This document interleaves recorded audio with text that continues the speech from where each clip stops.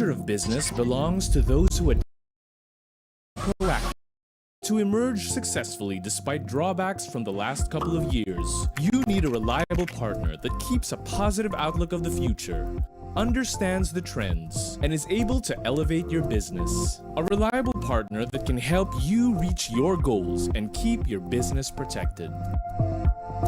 As pioneers of telecommunications in the country, always be the partner of choice for the biggest and most successful industry players in the country.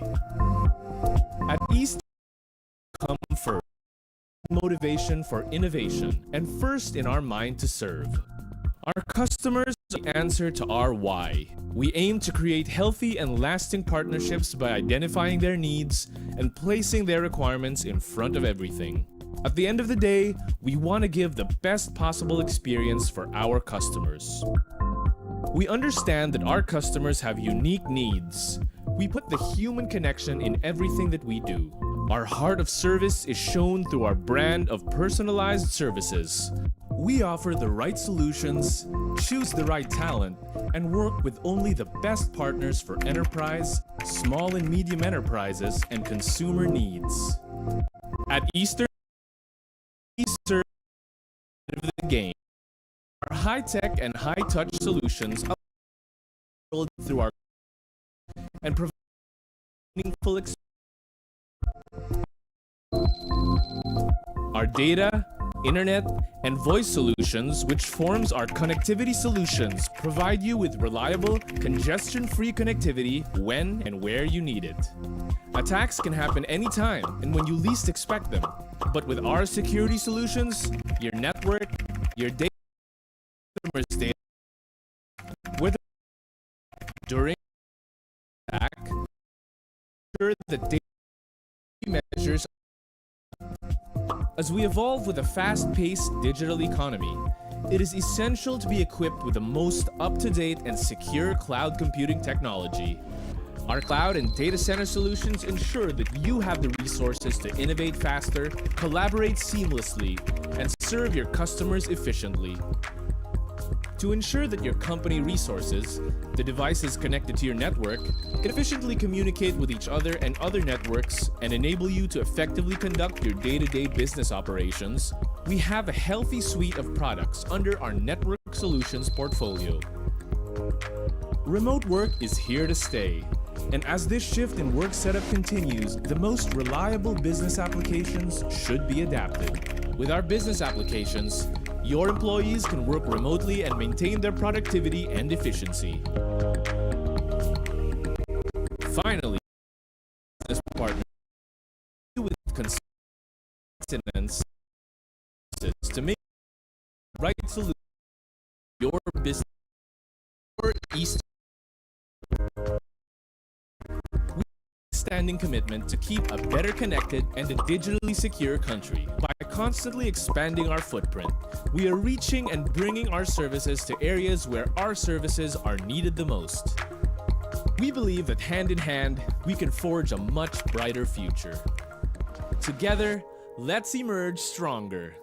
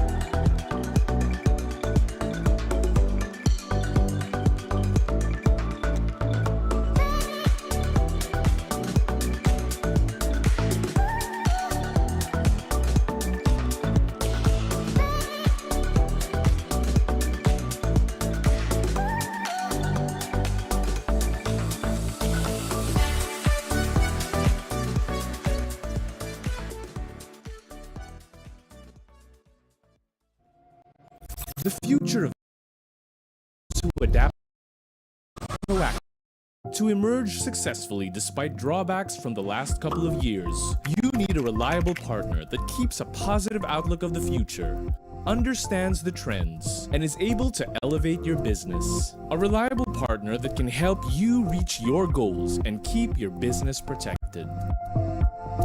As pioneers of the country, has always partnered with the biggest and most successful industry players in the country. At Eastern, first, motivation for innovation, and first in our mind to serve. Our customers are we aim to create healthy and lasting partnerships by identifying their needs and placing their requirements in front of everything. At the end of the day, we want to give the best possible experience for our customers. We understand that our customers have unique needs. We put the human connection in everything that we do. Our heart of service is shown through our brand of personalized services.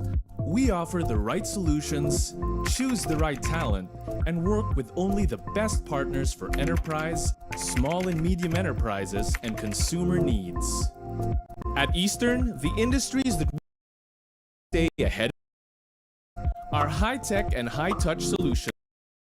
The world is meaningful. Our data, internet, and voice solutions, which forms our connectivity solutions, provide you with reliable, congestion-free connectivity when and where you need it. Attacks can happen anytime and when you least expect them. But with our security solutions, your network, your data, and your customers' data, whether it's during, the data measures. As we evolve with a fast-paced digital economy, it is essential to be equipped with the most up-to-date and secure cloud computing technology. Our cloud and data center solutions ensure that you have the resources to innovate faster, collaborate seamlessly, and serve your customers efficiently. To ensure that your company resources, the devices connected to your network, can efficiently communicate with each other and other networks and enable you to effectively conduct your day-to-day business operations, we have a healthy suite of products under our network solutions portfolio. Remote work is here to stay. And as this shift in work setup continues, the most reliable business applications should be adapted. With our business applications, your employees can work remotely and maintain their productivity and efficiency. Finally, consulting and ensure that you to address needs and service. Have a long-standing commitment to keep a better connected and a digitally secure country. By constantly expanding our footprint, we are reaching and bringing our services to areas where our services are needed the most. We believe that hand in hand, we can forge a much brighter future. Together, let's emerge stronger.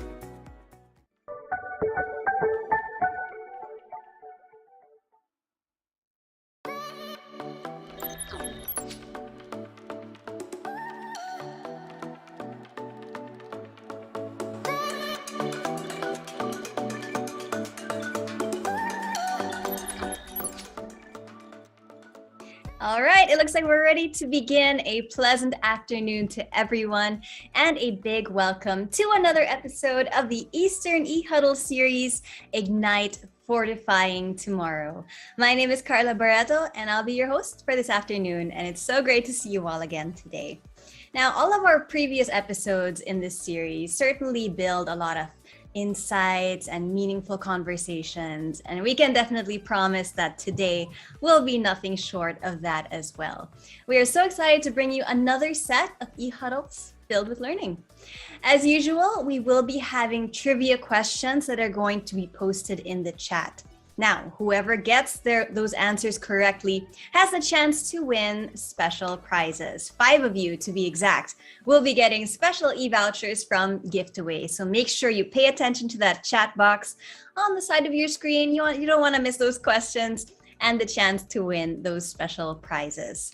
Aside from that, if you've been joining us in previous episodes, you already know we've got that special electronic raffle happening a little bit later. So if you're here right now, you already have that chance to be a part of the raffle. No need to do anything for now. You are already qualified. So stay tuned. We'll be getting to that in just a while. But first, let's get started officially. Here to welcome us all is the Eastern Communications Industry Head of Conglomerates, Banking, and Finance. Let's give a big welcome to Ms. Rowena Beltran.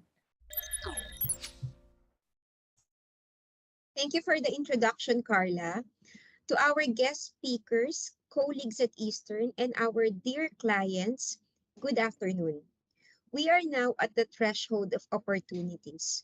The opportunity to recover, the opportunity to learn from our mistakes, to expand our horizon, and most of all, an opportunity to challenge ourselves to do better, if not greater. For us in the field of business, thinking ahead and planning for the long term is a must. Like sports athletes, we have inculcated stamina, willpower, endurance into our system that everything will go well before the pandemic. Within a span of 3 years, we had our teams speed through the necessary decisions and actions for us to survive. We did it.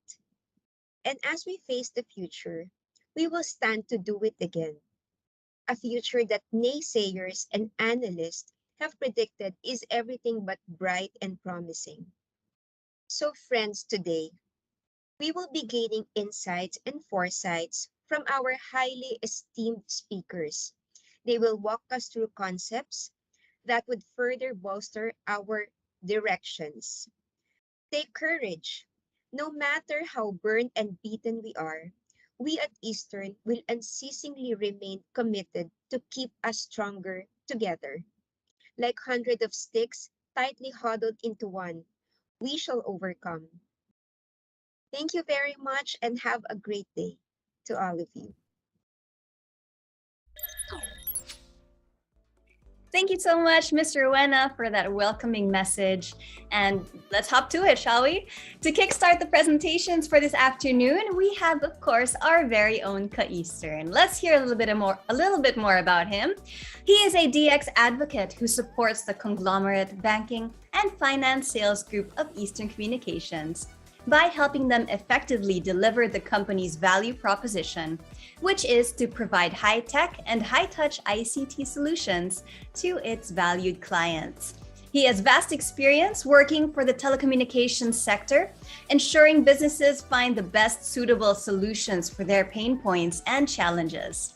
As Eastern's Enterprise Segment Marketing Manager, he is passionately committed in empowering businesses to navigate through the now normal via Eastern's innovative and personalized services.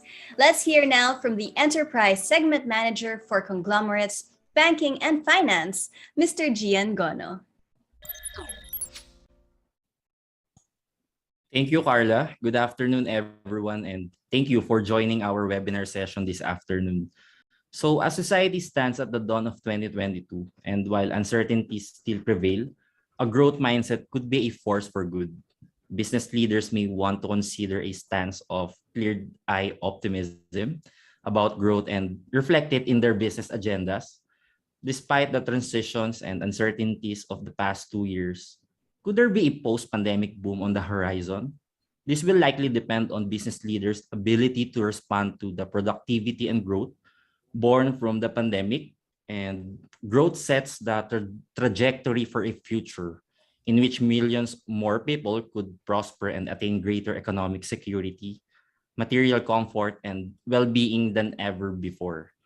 Growth is the foundational enabler of progress toward inclusion and sustainability, resulting to a fortified tomorrow. In the case of the pandemic driven by digital transformation, along with enabling government policies, prompted significant productivity accelerants that impacted many aspects of modern life. Businesses have tried to cushion their employees, customers, and operations from the worst blows of the economic shocks and responded to the pandemic's massive productivity accelerants and disruptions underway. The resulting innovation and behavioral changes have initiated a three-phase ripple effect in the economy, each with the potential to deliver growth and prosperity if business leaders respond strategically, like adoption of e-commerce and digital banking. Evidently, e-commerce expanded drastically, compressing 10 years of growth into mere months. As a matter of necessity, digitalization and automation grew across arenas from employee collaboration to customer channels to supply chains, and from brick and mortar shopping. People embrace online shopping or e-commerce due to the fluctuating restrictions we experienced in the last 2 years. Consumers' confidence with transacting online has significantly grown, and they are turning e-commerce platforms for their retail purchases. These platforms provide more variety in terms of shopping and offer competitive prices. And with the forced acceleration caused by the pandemic, many banks have been rethinking their digital transformation programs and strategies. With the acceleration of digital transformation, there is a hyper focus on customer engagement beyond physical branches by leveraging technology and insights across the financial life of customers. So the rapid shift to remote and hybrid work for some occupations opened the door to long-term workforce optimization, with more than half of executives asked reporting higher individual and team productivity through remote and hybrid models. Businesses will continue to spread their locations, expanding their presence to where their employees and target market are located. Wide-ranging government intervention stimulated emergence of new business models, such as virtual healthcare and online transactions and services. Increased innovation also made 2020 and 2021 the year of entrepreneurship, as consumers have rapidly moved toward online channels and companies and industries have responded, serving their customers in innovative ways or digitally. Success in any and all of the models rely on the two requirements: reliable connectivity and the right tools. The acceleration in digitalization of many sectors of the economy will not necessarily lead to the loss of traditional banks as well as traditional jobs. It will, in fact, spur the importance of upskilling and reskilling workers to make them more productive and, of course, relevant in this digital era. The coming months will likely show risk ranging from economic to the geopolitical, and this should not be underestimated. However, those who successfully navigate the headwinds could unlock potential for a boost to grow. So here are 6 potential COVID-19 exit disruptions that we have been experiencing. So first is the inflation.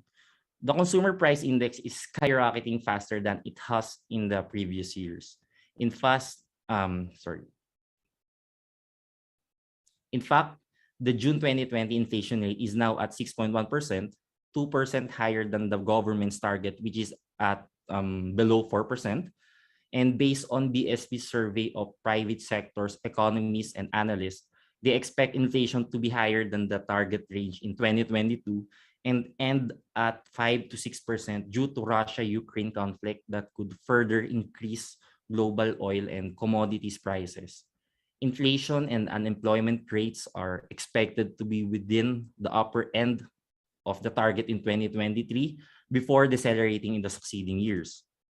And for the labor mismatch, a record number of employees have or plan to quit. Voluntary attrition increased in the past year, while involuntary attrition decreased during the same period. Businesses may want to consider ways to balance investment in both developing talent and finding tools to increase productivity, skills and practices that should be learned and possessed by every employee in this ever-evolving digital era where innovation and automation have been somewhat affecting so many jobs, and find the best way to help upskill and reskill your workforce in this digital world. Supply chain shortages. The sudden surge in demand has provoked a traffic jam of historic proportions in the global supply chain. While significant blockages are linked in part of the labor shortage, the use of digital tools could help give companies an edge. In fact, according to the research done by McKinsey, it shows that companies successfully solving the supply chain riddle were 2.5 times more likely to have used pre-existing advanced analytics tools. And next is new COVID-19 variants. As the Omicron and Delta variants of COVID-19 spread, there are more questions than answers about its infectiousness, immune evasion, and severity. This next phase of the pandemic will likely remain a revealing test of leadership. Leaders may want to consider continued action on three imperatives. These are first, clarifying purpose. Second, supporting stakeholders. And of course, strengthening emotional and organizational resilience. Next is geopolitical uncertainties. Geopolitical tension is escalating in many parts of the world. Business may want to anticipate and respond to potential government action in strategic sectors, while also identifying areas for global cooperation on trade, climate, and of course, technology. And lastly, energy market volatility. The past year has seen significant growth in energy prices, with natural gas prices growing and even greater volatility expected in the year ahead. While managing current market volatility, leaders must also prepare for the energy transition, which brings forth additional risk. Growth investments might get crowded out. Consumers may not be able to foot the bill, and grid infrastructure could be vulnerable. Leading businesses will deliver on their net zero commitments while managing those risks. So how should business think and act as they adapt to the new normal? While considering careful navigation of potential COVID-19 exit disruptions, as we all know, the pandemic fundamentally disrupted the global economy the past 2 years, wreaking havoc in some sectors and providing unforeseen windfalls to others. The pandemic has also accelerated a sweeping digital transformation. As consumers and businesses were forced to do in months what would normally have taken years, actually. As in any crisis, opportunities abound for businesses positioned and willing to take advantage of them. So first, we need to be on the lookout for innovative value. Companies have historically relied on a long list of excuses to avoid difficult and expensive transformations. But many now realize that courage and bold moves are required to move with fast-changing market to remain successful or even survive. Organizations need to invest the time and mental energy to develop a clear vision of how and where they need to evolve, plan for that change, and of course, execute. Companies need to accelerate the development of digital solutions to serve their customers in innovative ways. Of course, the digital strategy will vary depending on the sector or the industry. For example, for financial institutions, creating a seamless digital financial services experience is a must right now, enabling customers to complete everything they need to do online, from initial research and purchase to service and returns, and that covers the entire customer funnel. So serving your customers innovatively.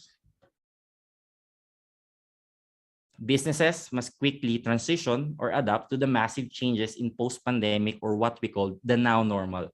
The very nature of how customers shop, work, and manage their finances is changing. And because of these new models have proven so effective and popular, they are almost certainly here to stay. The best companies are particularly thoughtful about the omni-channel nature of digital, understanding how various channels or platforms complement each other, and identifying technological tools or ICT solutions that strategically drives the best results.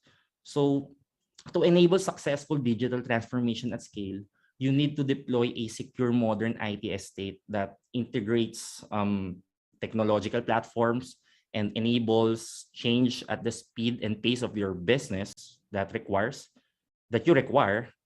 And so build for speed and unlock data for businesses. And companies right now are definitely rethinking IT priorities in the face of a rapidly changing business landscape.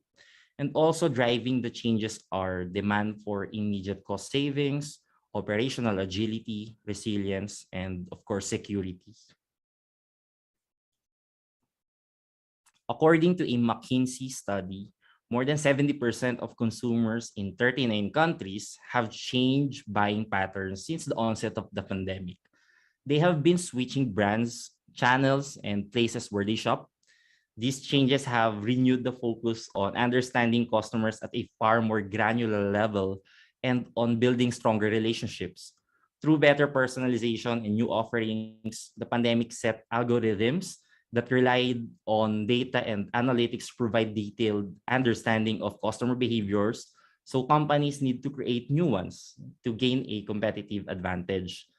Understanding your customers would allow you to suggest products and solutions that would best suit your needs. And organizations also need to think about knowing the drivers behind changing customer needs and strategically do something about it. And be it beneficial for you, or else your customers may end up going to your competitor. While technology alone isn't enough to guarantee success, businesses must keep an eye on the trends that may not truly fit your needs. Take advantage of the insights that data and technology may provide. Additionally, teams must be given more freedom to discover new opportunities and promptly make judgments. To empower your team, good data and guidelines are essentials. Sorry. To empower your team, good data and guidelines are essential, which is an important lesson often overlooked during the transitions, resulting in the failure of even the most promising initiatives. And just to add on that, empowering teams through technological advancements is a way for business to reinvent themselves and build a culture that value agility and, of course, innovation. So the demand for innovative financial services has never been stronger, with consumers testing new solutions from legacy banks and other financial services providers. The need to rethink existing business models and innovative quickly and at a scale. Sorry. The demand for innovative financial services has never been stronger, with consumers testing new solutions from legacy banks and credit unions, fintech firms, technology companies, and other non-traditional players. The need to rethink existing business models and innovate quickly and at a scale is only path to being future ready. And to become future ready, banks and other financial services must possess the speed and agility of a fintech startup while building a culture and operational capabilities to drive innovation and digital banking transformation at scale. So here are 5 digital banking innovation trends to watch in the next 3 years and beyond. So first is innovation in digital delivery. Based on the study conducted by the Financial Brand, when they asked major financial institutions globally on what areas of banking they see most innovation over the next 5 years, innovation around product delivery was the overwhelming response. This response is aligned with the level of investment financial institutions plan to make in this area, and the belief that most digital processes are not currently at par with other organizations. Of immediate focus will be the virtualization of processes and engagement. As the wave of processes and traditionally required face-to-face interactions go digital, this includes the solicitation of prospects, opening of accounts, onboarding relationships, and building solutions across the entire customer journey. Most organizations need to start with a blank sheet of paper to create a digital journey desired by the consumer, and the elimination of outdated processes and the automation of other back office operations will go a long way towards improving product delivery. Another important component of service delivery innovation will be the integration of humans and machine learning within the customer journey, making every step of the process more user-friendly and channel agnostic. Next is contextual engagement innovation. Financial institutions will significantly increase experimentation with artificial intelligence to create personalized, contextual, and engaging experiences. As new technology networks became the norm, AI will enable adaptive content and engagement, offering more personalized products, services, and recommendations based on individual patterns of banking behavior. Instead of traditional segmentation, financial institutions will increasingly target the consumer based on lifestyle, values, aspirations, mindsets, and underserved needs. So this will include individualized content and communications for a segment of one of scaled for many. So this is the desired level of innovative personalization enabled with data, advanced analytics, and digital technologies. So contextual engagements and proactive solutions will become the norm, with human-centric design thinking pillars and CRM tools helping banks and other financial services match needs to solutions in real time. Done well, this higher level of personalization and stronger recommendation engine will create a value transfer that builds trust and, of course, revenue opportunities. So the third one is explosion of low code and no code platforms. It is expected that there will be an exponential increase in the deployment of low code no code platforms in the near future, enabling internal and external parties to build apps even if they have little or no formal training in coding. These tools reflect the democratization of technology and a considerable shift in how financial institutions support, promote, and cultivate innovation in banking. So beyond using low-code, no-code applications to automate routine tasks, there is also the opportunity to respond to marketplace opportunities fast. More of an interactive process, these applications are developed, released, and refined at a cadence never before achieved. These applications also help to address the shortage of skilled coders that slows innovation currently. And the fourth one, movement to the metaverse. Major tech companies, the biggest financial organizations or institutions, and of course the startups, are beginning to test the parameters of what the metaverse may entail with technologies such as the virtual reality or the VR and augmented reality or the AR, as well as the blockchain and the artificial intelligence, of course. At the same time, third-party service providers are beginning to develop tools that will potentially assist financial institutions that want to test parameters of the metaverse. As the concept of metaverse is defined, leading banks will begin to take action to make business operations more personalized, improve customer engagement, and increase revenues. Even though challenges will exist, cybercrime, privacy, and data integrity, they won't stall the testing of what is possible with this technology. And according to PwC, many of the key concepts that would underlie a true metaverse are already maturing quickly. Innovation is currently accelerating to transform the digital economy, enhance interoperability for digital environments, and of course, create digital identities that consumers and organizations can fully own, set new rules for governance, create more immersive digital experiences, and make these experiences more persistent, more persistent. And lastly, partnerships to increase speed and scale of innovation. The banking industry does not lack the knowledge that innovation process must be improved. What has been lacking in many cases is the commitment to building blocks to make innovation happen, from the lack of skills and budget for some cases to the inability to deploy innovations at scale and speed required due to the outdated data and technology infrastructure. The good news is that many organizations are becoming increasingly aware of the power of the third-party partnerships. In fact, according to the digital banking report by the Financial Brand, they found that banks and other financial services providers are now looking outside their walls to get the skills and technologies and solutions needed. So building external partnerships is increasingly helping financial services providers experiment, learn and import capabilities that are necessary to adapt to acute and continuing disruption. So this increases the volume, the quality, the risk tolerance of experimentation and learning. And when businesses like financial services providers want to improve a process and add a new solution or completely change existing business models, working with third-party organizations that have already built a viable solution for other institutions will increasingly be considered. It allows for focus to be moved to other initiatives that may need additional resources while allowing for solutions built at scale and with the speed.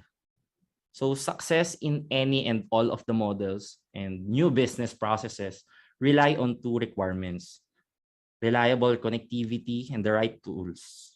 So everyone deserves a trustworthy and reliable internet service provider, especially now that we are all trying to ease into the now normal. And of course, based on or because of our increased connectivity requirement. And many companies like financial institutions are expected to co-create features with fintech or an ICT provider. And of course, the stronger than ever telecommunication companies to improve distribution and availability of their offerings. And we are here, Eastern Communications, to change the way telco and ICT services are being delivered.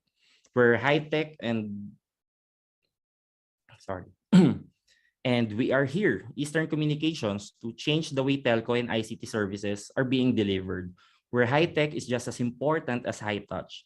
At Eastern, we are committed to ensuring that we are not only have the right solutions, but also care for our customers and employees. We take time to understand their needs, provide relevant products and services, and provide exceptional customer service. Having a heart of service in all that we do is at the core of our culture as Eastern employees. Reliable technology, delighting our customers is at the forefront of our brand of personalized service, because for us, Eastern Communications, human connections are equally important. And as Stacy Janiak writes in a Forbes leadership contribution, 2022 is a year of transformative growth where leadership roles are expanded, purpose and growth need to be traded, not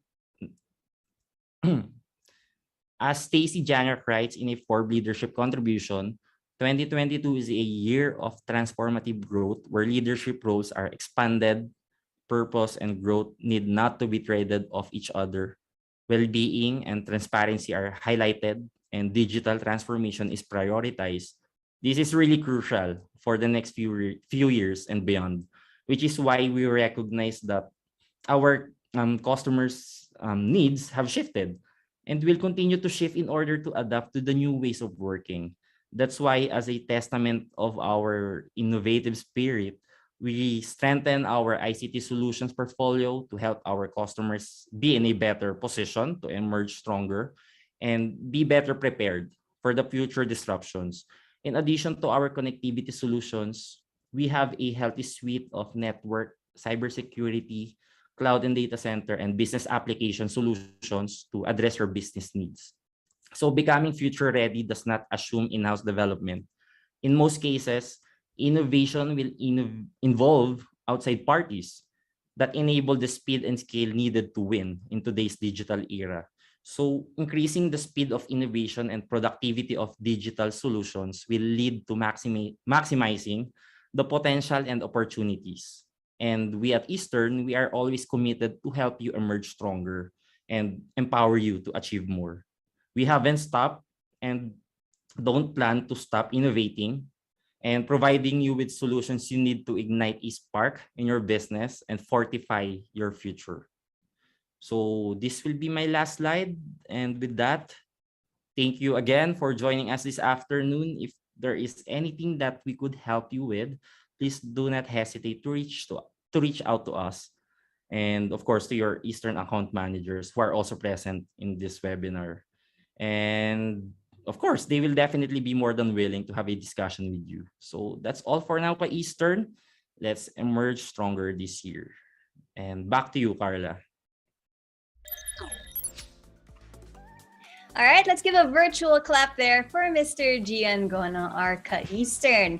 Always good to hear from you. And it's always interesting to hear how this conversation develops, I think. Going from that initial response to all of the changes from the pandemic, and now sort of dealing with those aftershocks or disruptions that are happening all over the world and locally that we need to stay on our toes for. And so, I think for many, we were shaken out of a long sleep to sort of be more innovative in our businesses, in our personal endeavors as well. So always good to hear how this conversation is evolving, right?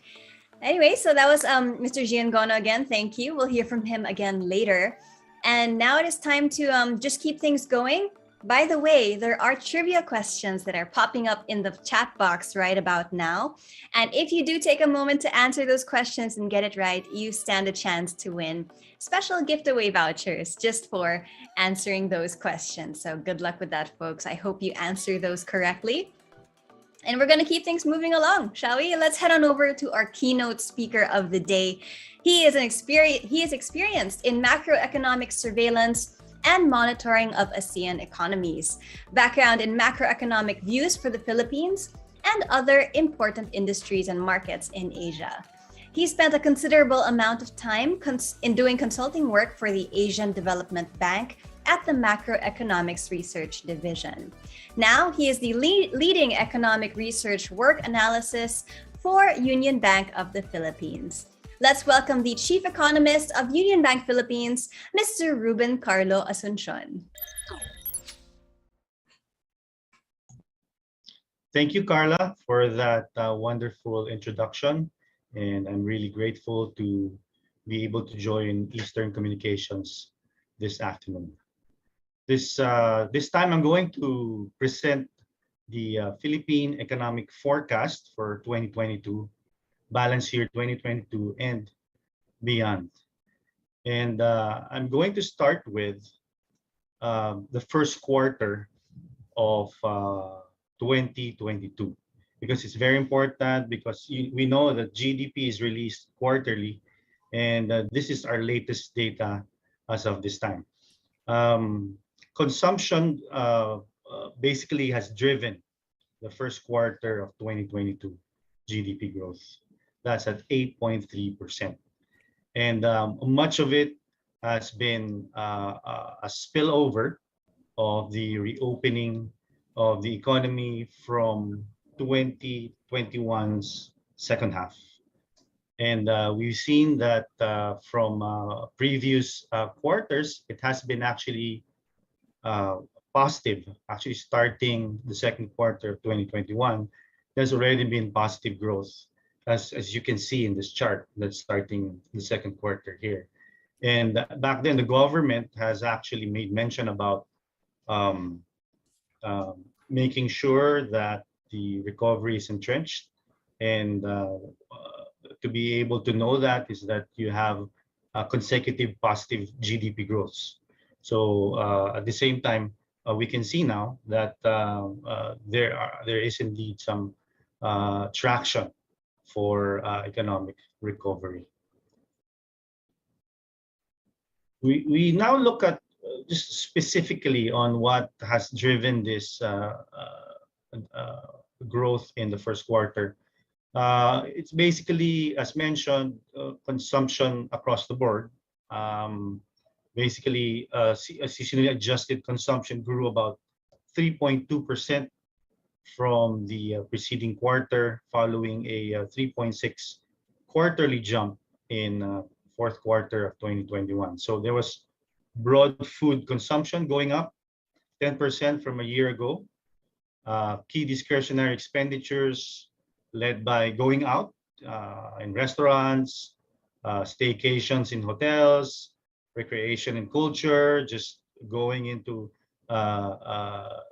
different recreation areas, no? Around the country. I'm sure you once in at least last year, or at least in the you had a chance to go out and just spend, no?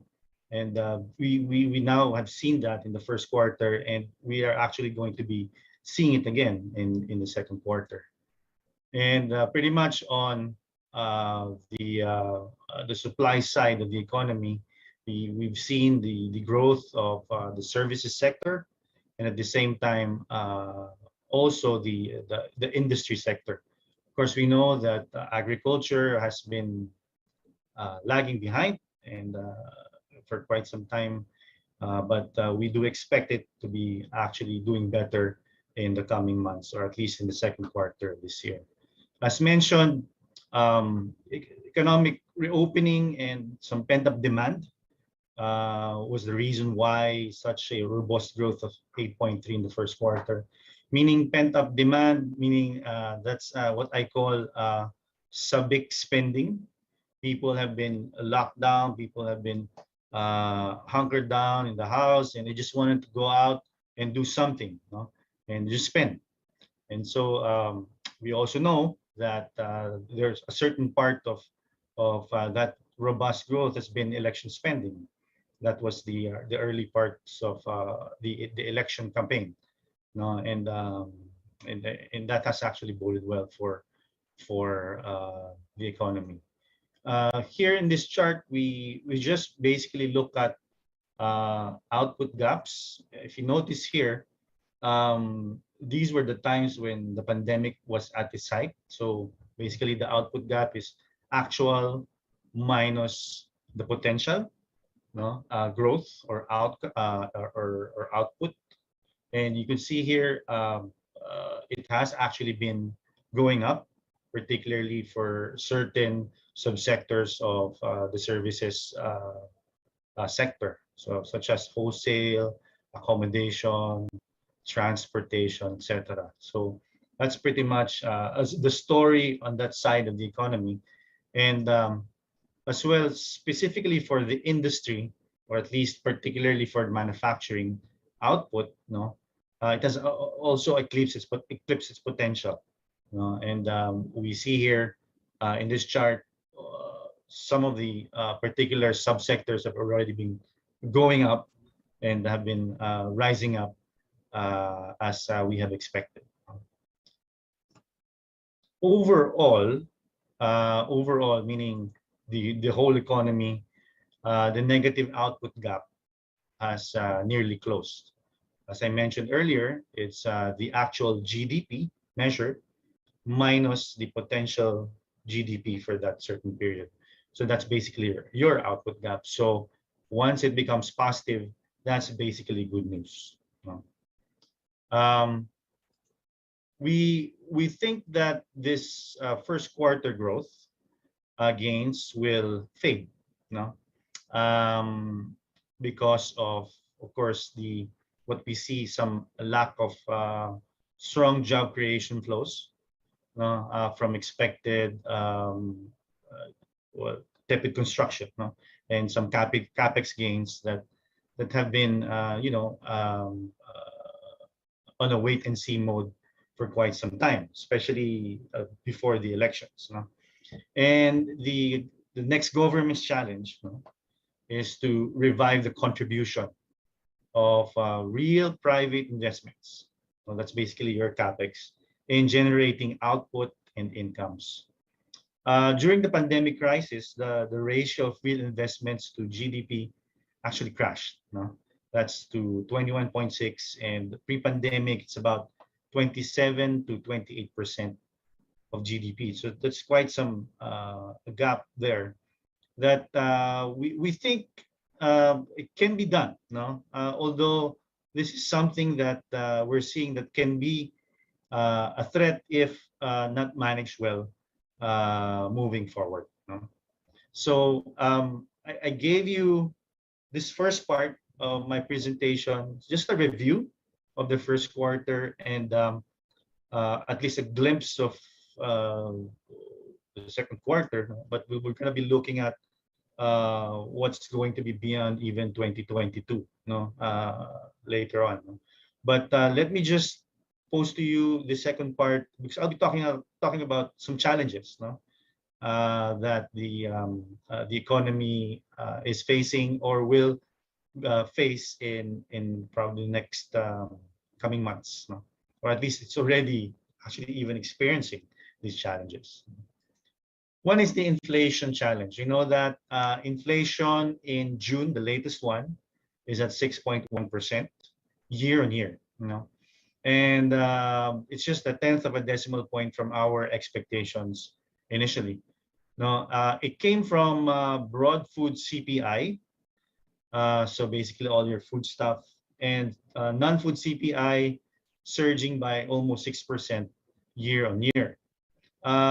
Direct effects of high oil prices, we know because of the Ukraine and Russia conflict, has showed up in the usual suspects, of course, led by CPI diesel and gasoline. So that's about a 61.9% increase annual growth. No, also electricity also pitched in at 29.4%. So we do, however, maintain our view that inflation will be peaking in the third quarter.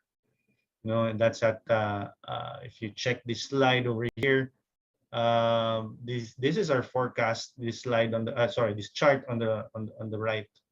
That 6.58 there. That's basically 6.6. No, that's our view for at least for the month of July, and we think that is going to be the peak. No, and before it can actually ease to about 5%, at least, no, or at most 5% in December.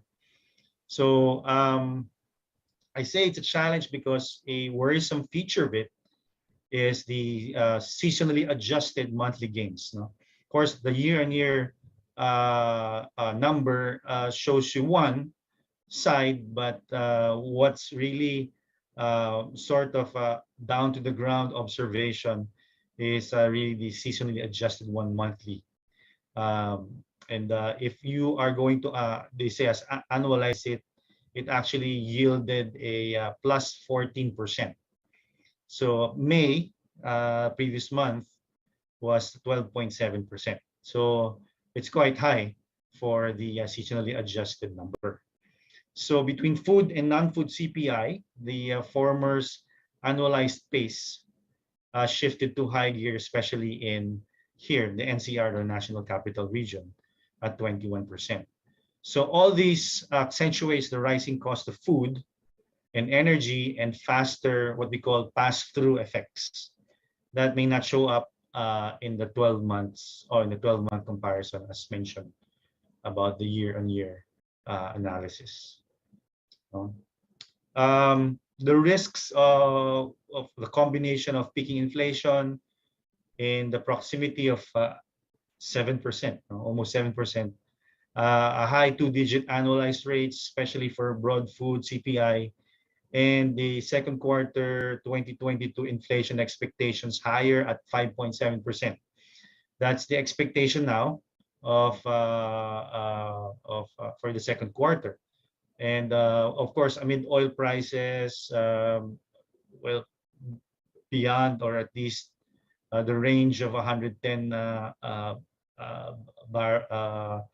$110 per barrel, no range, and of course the weaker peso it hoists a likelihood of a 50 basis points hike in the BSP peace policies rate meeting for next month. No, however, we have indicated that the surging inflation now and in the third quarter is a foregone conclusion.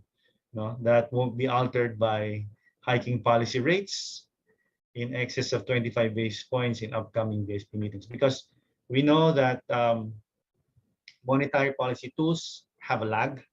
They don't actually impact it right away. Yes, the BSP may actually be raising rates now, but the impact actually can be felt just actually few months after such um, uh, rate hikes are done. No? So that's pretty much what literature or research literature is actually saying.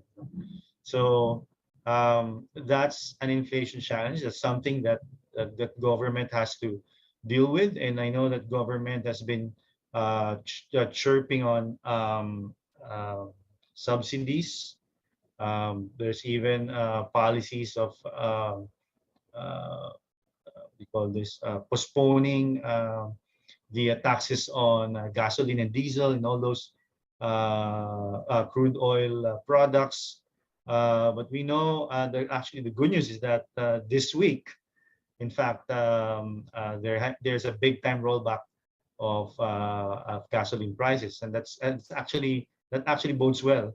And we may have to take that into account, and hopefully in the next coming months, as we also see in our expectations, that it will not the prices of oil will not actually be staying above the 110 or within the 100 to 110 dollars per barrel. But we would like to look at it as what the futures are saying, meaning the oil futures at 90 dollars per barrel, at least in the next, I'd say, 12 months. No, the thing is, yes, it will go down, but our expectation that it's still going to stay elevated. No, but definitely it may go down below the $100 per barrel, which is a welcome development for all, no, for all parts of society, that matter. And of course, we have the forex or the USD PHP challenge. No? This particular chart on the left tells you the USD prices and period versus the benchmark USD index or the DXY. That basically measures the strength or the movement of the US dollar. So if you can see, it's actually is trailing. It has the same trend. And we actually understated the strength of the USD, no, in our recent researches. And the USD was actually driven by safe haven demands, meaning investors trying to go to currencies of advanced countries versus emerging market currencies because they feel like it's safer. No? So uh,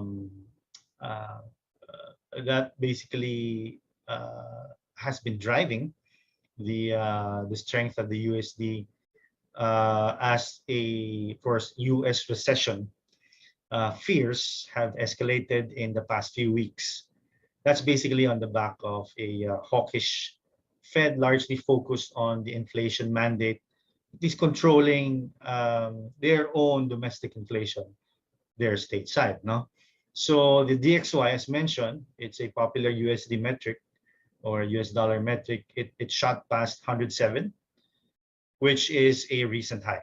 So it seems that the market bias for a persistent strong USD due to higher US Treasury rates and, of course, a hawkish Fed in tangent with safe haven worries, will stay as such that the USD rally seems relentless in the near term. That's why you've seen the peso has been at currently it's at 55.95 to 98, almost 56. In fact, it's actually breached the 56 level, and there has been little intervention by the central bank of the Philippines. No, and this is where I go with the chart on the right. No, that's basically looking at USD prices and your import cover. Your import cover is actually going down right here. No, the import cover is basically that's the BSP's gross international reserves. That's about $102 billion in June, and it was actually higher in previous months to a high of about $110 billion.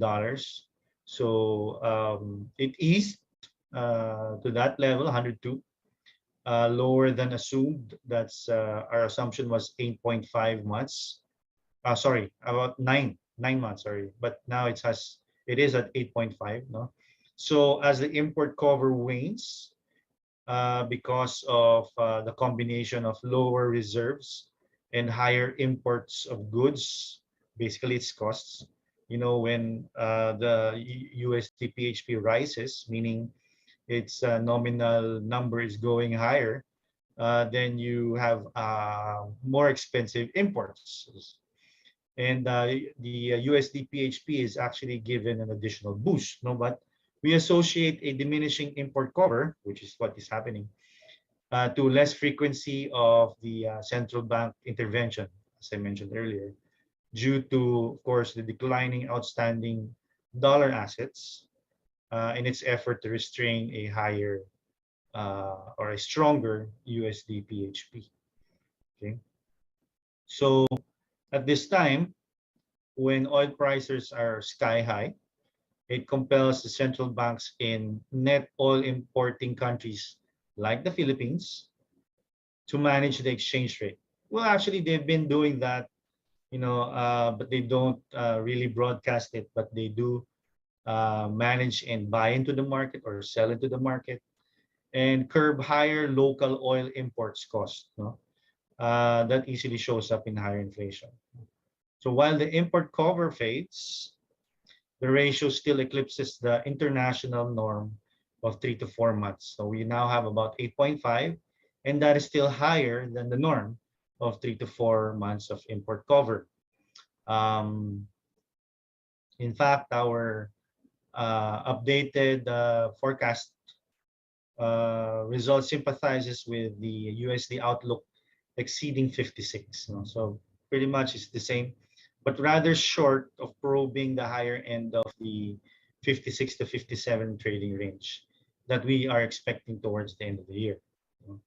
And yeah, that's where we think that the USD, at least for now, is headed. No? But our forecast is pretty much still it holds as of this time. But definitely, you want to be able to protect your reserves so that you will have more, as they say, arsenal to be able to protect your currency, your local currency, from volatility, such has been what has been happening. But lately, it seems that just the central bank has been allowing it to happen, and they have been. I think the intervention has been lesser, and I think that that has something to do as well with the change of leadership. I think, but definitely this is not something to be worried about, no, because we're still above the norm, as they say. So aside from the dollar challenge or the USD PHP challenge, of course we know the what COVID-19 has done to the finances of the Philippines. So we know that in terms of fiscal deficits of emerging markets like the Philippines and developing economies around the world, we know that a lot of it has ballooned as everyone faced the impact of the pandemic. And in the Philippines, the national government's fiscal deficit as a share of GDP, more than double. No, that's from 3.4% pre-pandemic to 7.6% 2020. So of course, which this is a bigger shortfall than any experienced in from the mid 1980s. That was at least from the time of the Marcos Senior. No? So the primary deficit, which excludes government spending, primary deficit here is the blue one, primary balance, basically, um, which excludes government spending on interest payments on public debt, and the consolidated public sector deficit, which refers to the combined financial position of the national government and other government entities, has actually widened to about 5.5%. So you see that there's been a huge impact on our financials of the Philippines. That's why there has been some talk, a lot of talk. So that's why I'm actually including this. This is actually from a study by Gonzalez et al. 2022 from the Philippine Institute of Development Studies that actually looked into, assessed where things are at. Are we in trouble? That's the basic question that they were trying to answer. No, so as mentioned, one of the biggest impacts, no, on our finances has been the decline or the collapse of revenues.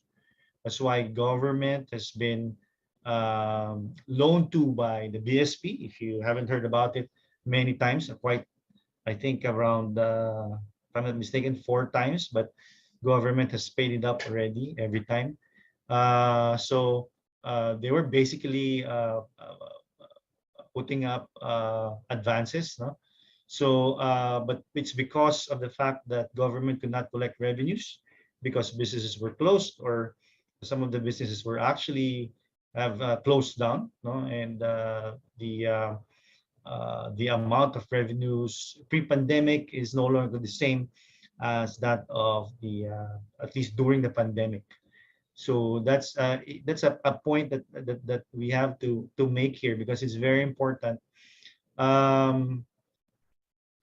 Because definitely when the pandemic struck, what was done was there was some realignments in the budget, and some spending, of course, on vaccines and other health related matters that had to do with, like, supporting our frontliners, um, supporting our hospitals, and making sure that the healthcare system is strong. No? So that's where actually some of the realignments went to. Um, Here, this is just talking about what is basically being talked about a lot in the media about, in previous years, or at least pre-pandemic, the debt to GDP ratio. That's actually the total debt over GDP. You know, was about 39.6%. That was one of the lowest ones ever pre-pandemic. That's basically 2019.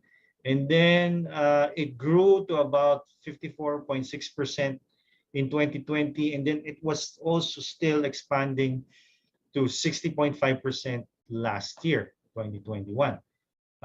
We do expect also, I'll show it later, a higher ratio come 2022. No?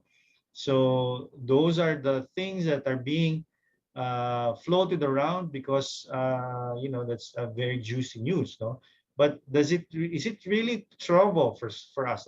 Let me just go through this. The paper that I'm trying to show you did involve some technical work of just looking into where the public debt's at. If you notice in this slide, this is basically the debt structure by currency and by maturity. By 2020, a huge chunk was domestic debt, or pretty much actually, well, at least potentially starting 2000. Yeah, here. That's when it started to, grow to a bigger chunk of our debt, our national debt. So the goal has always been, according to government, is 75-25, meaning 75 of it is domestic and 25 of it percent is going to be foreign denominated, because that's how you actually protect yourself from the currency volatility. If something happens, like what has been happening now, if currency is very volatile, very responsive to whatever is happening outside the external or the external environment, so you protect yourself from that. No? And so far, the risks associated with the structure of public debt have lessened over the years. As government, as mentioned, has leaned towards more domestic currency debt and away from short term. Here in the next on the right side of this chart of this slide, where it has leaned or actually stayed away from short-term maturities and closer to more balanced issuances. So you see here, there is more long-term ones. This composition of our national debt. So the talk of the risk rising, yes, it's true, because it has risen to about 60%, or more, at least 60%. But the structure, you have to look into it. That the structure is not something to worry about. No, it's very secure. No, at least if you look at the how these what this data is showing us. No? So yeah, aside from that, the tax efforts of the government, at least in previous years, probably starting even 2010, has actually been steadily rising. No, except for the fact that, of course, wala ka nang kukolektahin in 2020 because of the pandemic na tax. I mean, not wala, but lesser or fewer. But yeah, it has been a growing trend. And aside from that, um, um, the paper did give us some what you call a DSA, or debt sustainability analysis, where they forecasted that um, the scenario from 2022 to 2027 would look like uh, the highest debt burden, meaning, okay, the highest debt ratio would be at 66.8%, and may stay around that level until 2024, before gradually declining over the succeeding years as GDP growth rate is expected to rise, therefore driving the debt ratio down. Basically, your denominator growing, therefore the resulting ratio actually goes down. So the more reopening of the economy, the more demand recovery or recovering, the better chances that this debt burden can actually dissipate in the coming years. It's not going to be quick, as mentioned by their analysis, but it's going eventually. So that's the assumption. Um, I wanted to show this because recently government just actually revised their expectations. Previously, they were expecting 7 to 9% for 2022, and 6 to 7% for both 2023 and 2024. No, and if you would notice, I think that was yesterday. Oh, sorry, last week. They did announce that they are actually revising that downward to 6.5 to 7.5, and about 6.5 to 8% in 2023 and 2024, or actually even up to 2028. That is the assumption. So um, I wanted just to put it out there and look at the private sector expectations. This was even February. If you notice, private sector expectations, meaning this is from different analysts and forecasters. In fact, we're actually included in this. This is from Focus Economics, so it's pretty robust actually. And then a lot of the private sector are also expecting a decline, which is actually more positive than the debt sustainability analysis that I presented, or at least I showed or I noted a while back. So I think the question goes back to, is the Philippine economy actually in trouble? So the analysis from this paper actually tells you that the surge in debt in the country appears less worrisome.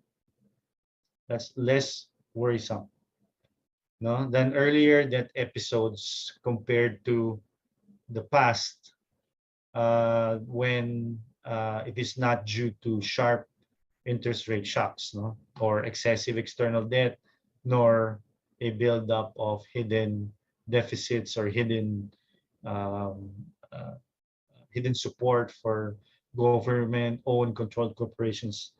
None of that, no. So um, nor even a decline in the tax effort of the government. In fact, it was actually even growing, no. So I think I made mention about the basic um, uh, problem was the collapse of revenues. Therefore, um, the solution is to bring back that revenues, or in fact, even add on to it eventually. So that's why you hear them floating, potentially looking at new sources of taxes, new sources of revenues, or even to the extent, no, of even the economic managers saying the need to have taxes in new taxes in the next coming months, no. So one more thing is that in the fiscal gap analysis, that there is a gentle path, you know, to what you call a fiscal rectitude, meaning the estimates of the primary balance adjustments that I mentioned, you know, a while back, can actually bring back debt ratio to pre-pandemic levels. So, but definitely, in terms of the reactions, or at least the expectations of government versus the private sector, as I showed you earlier in the slides, pretty much almost actually within range of each other. So we could actually expect, no, we're more comfortable in a sense with those expectations, at this point. And the paper also actually mentioned that the Philippines and the ASEAN peers, the neighbors, respond to rising indebtedness, when debt actually rises, by improving their primary balances. Meaning, um, this, as they say, systematic behavior indicates that there is some fiscal responsibility that is actually there, that guarantees fiscal solvency. And we've seen that at least in the last 6 years. Um, um, there has been a steady focus, and kumbaga, hindi sila bumibitaw, good boy ka. dun sa the fact that yes, it has been growing, but even the previous Duterte administration actually handed over a fiscal consolidation plan to the next Can I talk to you? government. Let me just go through this. Just trying to take out the technical stuff, no? But aside from that, what am I trying to say? The PH economy is not in trouble. No? So, in fact, we actually have a window, no, to do good and be able to consolidate carefully and move on forward carefully as we try to go back to pre-pandemic level debt burden. No? It's going to be not easy. It's going to take some time, but it can happen. That's my understanding of it. And of course, we have the aside from the other challenges I mentioned, we know that there has been what you call a Marcus challenge because of the fact that there has been a baggage of some sort, no? And we actually have been listening to this after the election results came in. Charts like this actually came out, comparing the performances of the Philippine Stock Exchange Index for 100 days, and then this one's for 6 months. Let me just tell you that the PSEI is not a measure of economic growth, no, and will not be a good measure of economic growth. But however, let's just, for the sake of looking into it, I did just put it here. Here you can see pretty much it's just Noynoy Aquino actually taking it on. The first 100 days, it was a positive growth. No? All the rest, well, the former President Joseph Estrada had the biggest decline because of uncertainty, and pretty much a lot of the markets actually didn't want him to be president, or were quite scared about his presidency. And even when Rodrigo Duterte took over there, after 100 days, there was a decline. And in 6 months, pretty much it mirrors the 100 days, no? And it would be interesting to look at, no, where this thing, the baggage, as they say, of Marcos Jr., how it comes out, no, at least in the PSEI. But definitely, all is not bad nor sorry, as they say. But the government can actually, or at least the new government can take a page from the playbook of the previous government, the Duterte administration, where there was a good economic team, no, and pretty much with what has happened, what has been talked about in the past few days, leading up to the inauguration, and then handpicking the economic team, it seems it's a sign of continuity. So that's actually a good sign moving forward with the choices that were made that was going to be part of the economic team. I was actually expecting a young blood, but definitely I think there is merit on experience, especially during a crisis. That's why this crop of people were actually chosen, I believe, and from what I've seen so far, or at least knowing their backgrounds, they're actually trusted by the market, and the market has actually a very thinks that they're good choices as well. No, so moving forward, just like what Duterte has basically done in the last 6 years, is letting his economic team move forward with economic issues and economic challenges, and I really expect that also happening in the Marcos administration. Speaking of the fiscal consolidation, we know that there has been some what do you call this, policies have been put forward, like the repeal of VAT exemptions, a 3-year deferment of income tax cuts under the train law, excuse me, that can actually generate 90 billion according to what they estimated annually, no? And reform of the motor vehicle tax, of the vehicle users tax, by imposing a single unitary rate on gross weight of the motor vehicle, etc.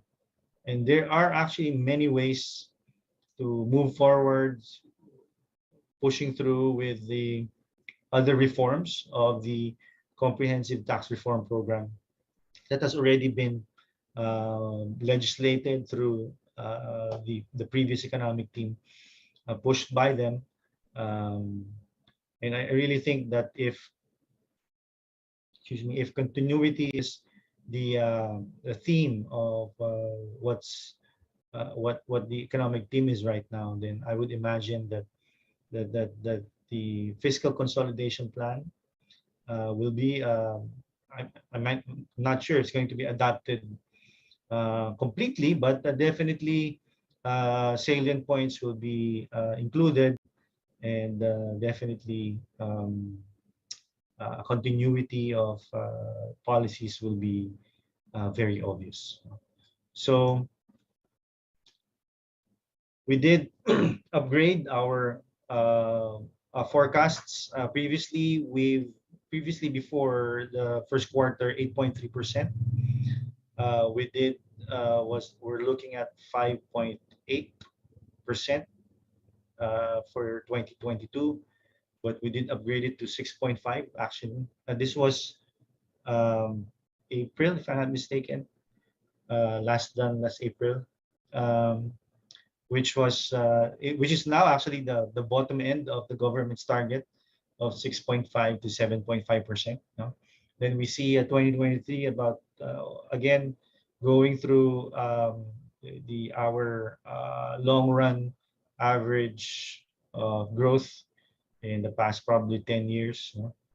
And we're seeing a recovery overall, and we think that with the decline, or the expected decline of global oil prices in the next coming months, will bode well for consumption.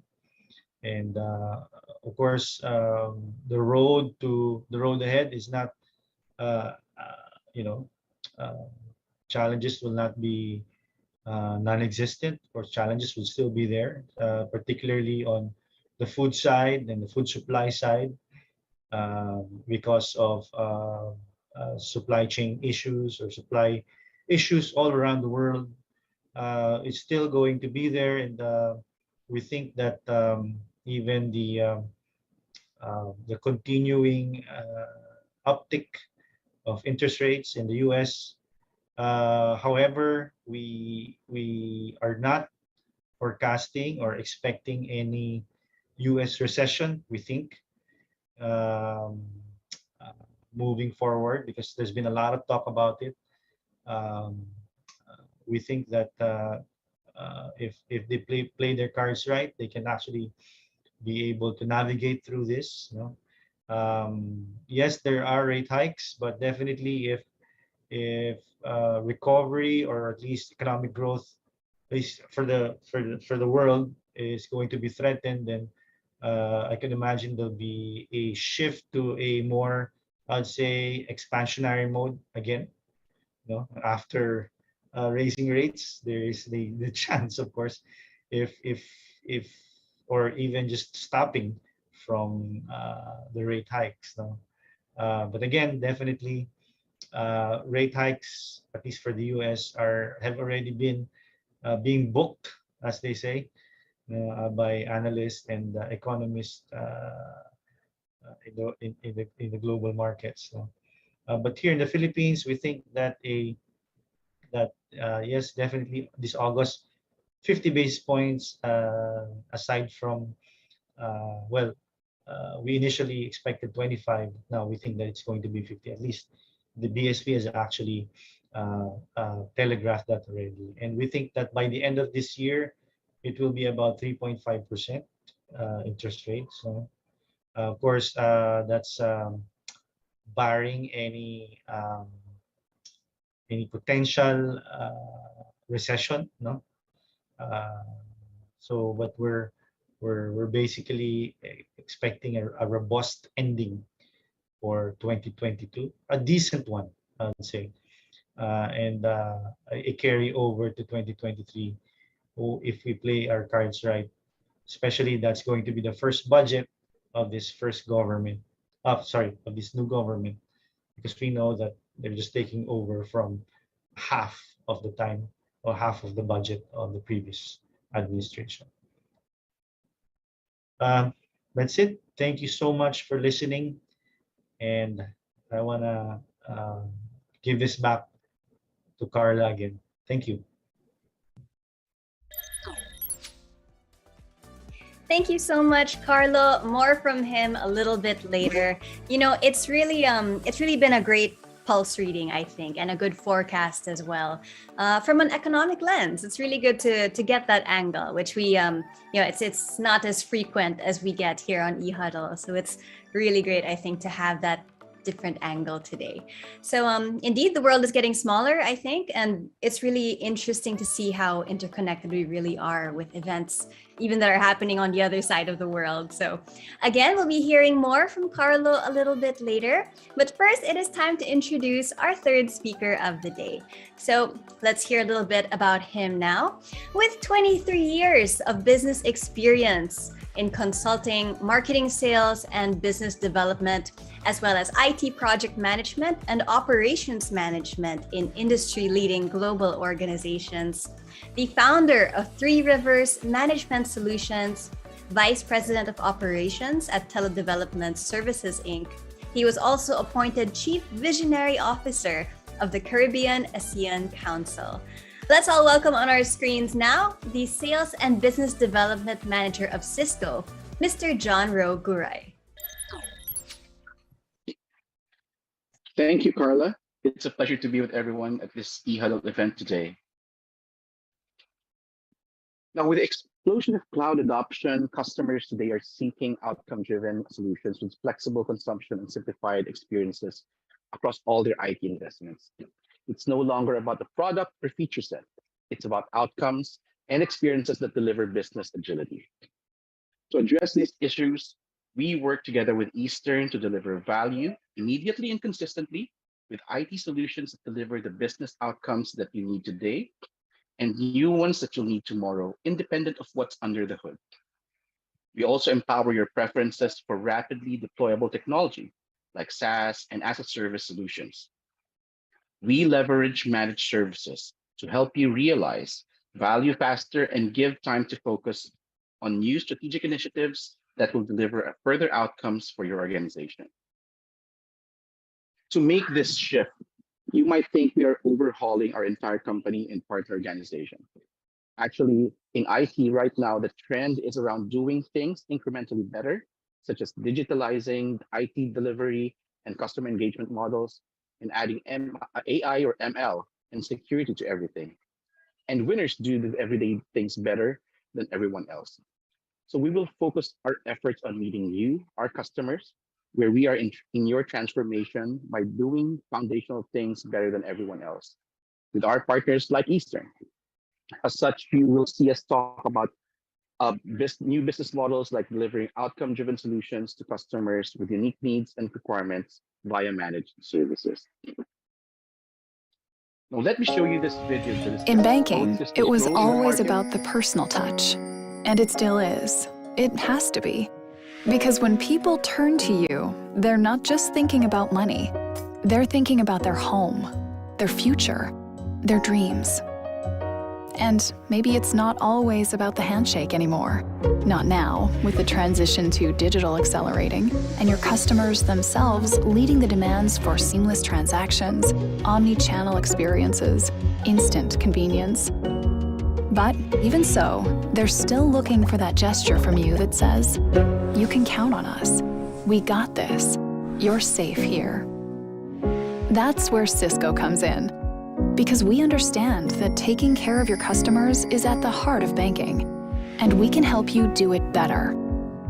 Better digital experiences, better tools for your workforce, better efficiency in your operations, better security in every interaction. The result? Your customers can conduct their business with you on any device, wherever they are. Or go into a branch that greets them with secure Wi-Fi connectivity and personalized messages to guide their visit.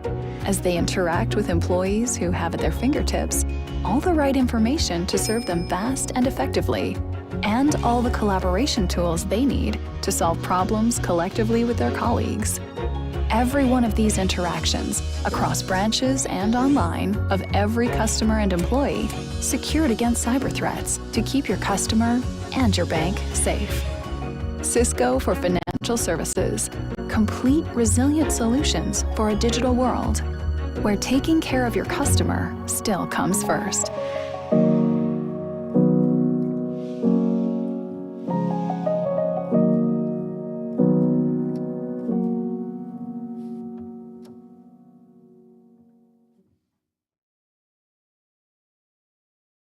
Now let's watch this video on how financial services can turn into a trusted workplace. It has never been more important for banks to remain safe, trusted locations for customers. From enforcing social distancing guidelines to offering secure and intuitive Wi-Fi, a branch is expected to provide more than ever before. With Cisco's trusted workplace solutions, banks can deliver an efficient and enjoyable experience that's resilient to operational changes. Using Cisco DNA Spaces, branches can engage customers arriving for appointments, offering personalized notifications and details about the visit. Cisco DNA Spaces also enable operational communications to be pushed out at the branch level, increasing employee productivity. Dedicating staff to managing branch occupancy is expensive and can be a logistical nightmare. Cisco has a solution, providing density insights that monitor customer distribution both in-branch and across branch clusters. Meraki cloud-managed smart cameras ensure a safer banking experience. And with Cisco WebEx, conference rooms become gateways to virtual financial specialists. WebEx room devices help maintain a safe meeting environment with advanced people counting features that can alert staff if the room is too full. Cisco's APIs extend these capabilities to digital and mobile channels, enabling banks to design branch journeys that start in the home. Integrations with scheduling and workflow solutions can optimize branch visits, helping to keep traffic manageable. As banking customer expectations continue to rise, Cisco is here to help. Between customer needs and the bank of the future, there's a bridge.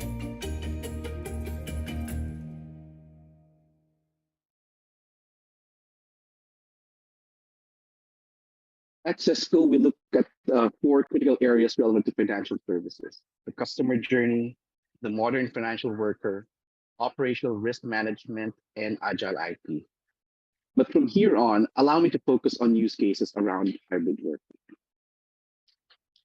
Hybrid work means it's no longer enough to just solve for the challenges of remote work or just to support a safe office re-entry. Financial institutions need solutions to power hybrid work for the entire workforce today. And to enable workers, whether they be on-site, off-site, or in mixed mode, moving between working from home, the office, the branch, or any work location in between on any given day or time. Financial institutions are expected to be at full operational mode, delivering on customer expectations today. So to remain competitive and viable, they're being asked to maximize their workers' engagement, empowerment, and well-being wherever they work, and to ensure all types of workspaces deliver simple, smart, and secure work experiences, regardless of where the workspace is located. But as we said earlier, a financial institution's set of work experiences are as many, different, and personal as its actual workforce. Work styles and work preferences are different for everyone. There's no one size fits all. What mortgage contract agents require is critical and specific to them, as what investment product managers or branch managers require. The challenge for each institution is how to enable them all. Now consider Leah, a wealth management advisor at a regional bank.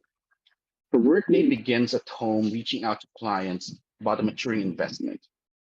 Leah updates client records in CRM and schedules follow-up meetings in WebEx.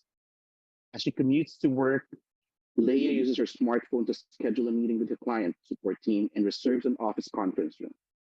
A WebEx Desk Pro in the office lobby helps Leah locate, reserve, and auto-configure a workspace. At her workspace, configured Desk Pro indicates an upcoming call with branch banker Kate. Leah verbally instructs the Desk Pro to join the call. Kate is introducing a prospective wealth client to Leah, joins via video on the WebEx Room Kit. After lunch, Leah meets with her client support team. The WebEx Room Kit recognizes the attendees and auto-joins the meeting, where 3 remote members of Leah's team are waiting. The WebEx Room Navigator display in the conference room notifies the team when the meeting is close to ending. Leah asks WebEx Assistant to check room availability and extend the meeting to finish up paperwork before she meets with her client, Steve. Steve is on vacation at his beach house, but schedules an appointment using the bank's mobile app. An auto-created WebEx meeting and invites are sent to Steve and Leah. Leah decides to take the meeting at a quiet coffee shop and good Wi-Fi. Her Cisco headset and Cisco Desk camera provide adaptive noise cancellation, noise reduction, and high-quality video experience. She securely shares a proposal for Steve's maturing investment and closes the business with an e-signature in the cloud. Imagine if this is something that you can have for your own organization today. Now, the complexity and pressures that arise from having to support these different work experiences at scale are challenging. From the improvement of meeting experiences for all attendees, regardless of location, to the reassessment of the roles and expectations for our offices and facilities, from the empowerment of a distributed workforce with seamless access to applications and secure tools, to the security, control, and governance of devices, networks, clouds, and applications across a distributed landscape.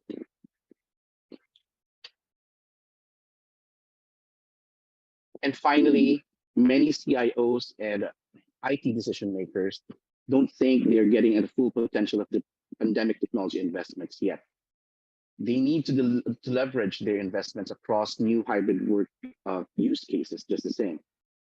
And as organizations accelerated their digital transformation initiatives to respond to the pandemic, the focus was on meeting the immediate needs of remote workers and for remote workplaces. New technology investments were quickly put to work to support crisis-driven business operations, and sometimes shortcuts are taken.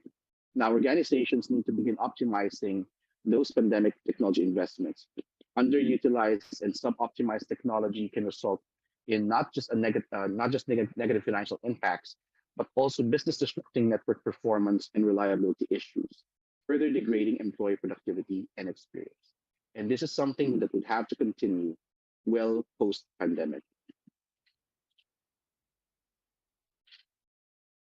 This new era of work requires a new approach, one that can evolve traditional on-site and off-site work models and plays to people's strengths and what works best for each individual and team.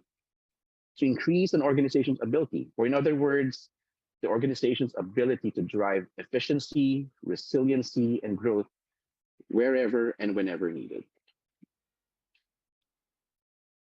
Now let's watch this video that summarizes what we do around hybrid work. Hybrid work is here to stay. While this offers flexibility for employees, it creates new challenges for financial services IT and security teams. Whether delivering financial advice to a client, collaborating on new financial products, or managing an IT operations team, today's financial professionals need to be able to work from anywhere on any device. Forcing everything behind one security perimeter is no longer practical. So how do you ensure that your institution can manage risks, remain compliant, and enable a productive hybrid workforce? Cisco Secure Hybrid Work is a set of integrated security solutions that verify identities and establish trust, give safe access to company resources and files, and protect workers from threats such as phishing and malware attacks over any connection on any device. Cisco Secure Hybrid Work helps you balance productivity and security, and offers peace of mind in knowing that between working remotely and keeping it secure, there's a bridge. But don't just take our word for it. Here's what one of our customers had to say about it.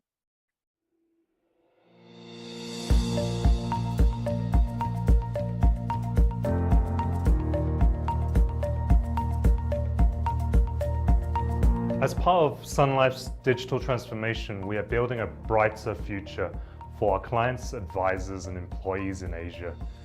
We're delivering on our purpose when, where, and how we are needed. Harnessing the power of technology to boost our advisors' productivity, knowledge, and so they can spend more time providing clients with the best advice and solutions. Well, we needed a tool which allowed us to connect virtually with our clients, so we developed Sun Canvas, our 100% inbuilt virtual selling platform, providing a suite of tools to enable our advisors and clients to connect seamlessly and securely, overcoming challenges brought about by doing business during the pandemic to ensure that we can provide users with a consistent experience. Features like meetings, screen sharing, provide a secure space to collaborate with our clients and do business without the need to meet face-to-face. WebEx is a secure meeting platform, which has enterprise-grade security. It helps us meet different regions, security, compliance, and requirements. All the data is end-to-end encrypted, and this is crucial as the meeting records contain customer personal information, which are highly confidential. Besides, WebEx brings us a better meeting experience, which is scheduling, easy screen sharing, powerful meeting controls. It's very user-friendly and allows advisors to collaborate with our clients effectively, virtually. We could easily integrate WebEx with our Sun Canvas application, allowing us to use their APIs, which we are confident of the performance. The recording function allows both advisors and clients to refer back to the recording to revisit, what has previously been discussed. The recording clips are also saved on Sun Life's system for archiving purposes. So thank you to the Cisco client experience team. The implementation was very smooth and was done in a short turnaround time. The team was very proactive and provided required support on API integration, root cause analysis, application design, and development. This helped speed the project implementation and gave us the confidence on Cisco solutions and services.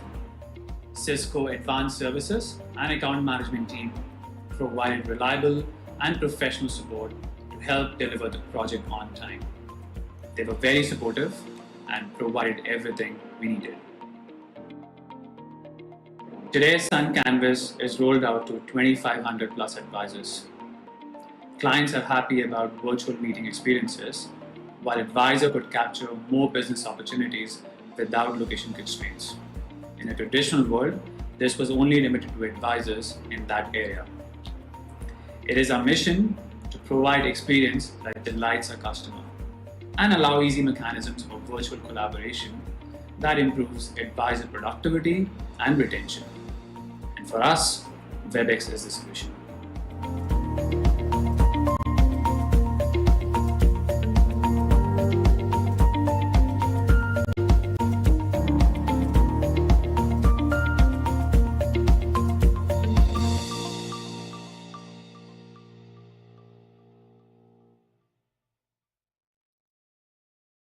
So, what's in it for you? With Cisco Hybrid Work, you improve employee experience and productivity, you achieve more collaborative and consistent client engagement, you optimize branch and corporate real estate utilization, and you establish greater organizational agility. and the ability to attract top talent. All these are possible to be delivered via Cisco managed services through partners like Eastern. With you today. Now back to you, Carla.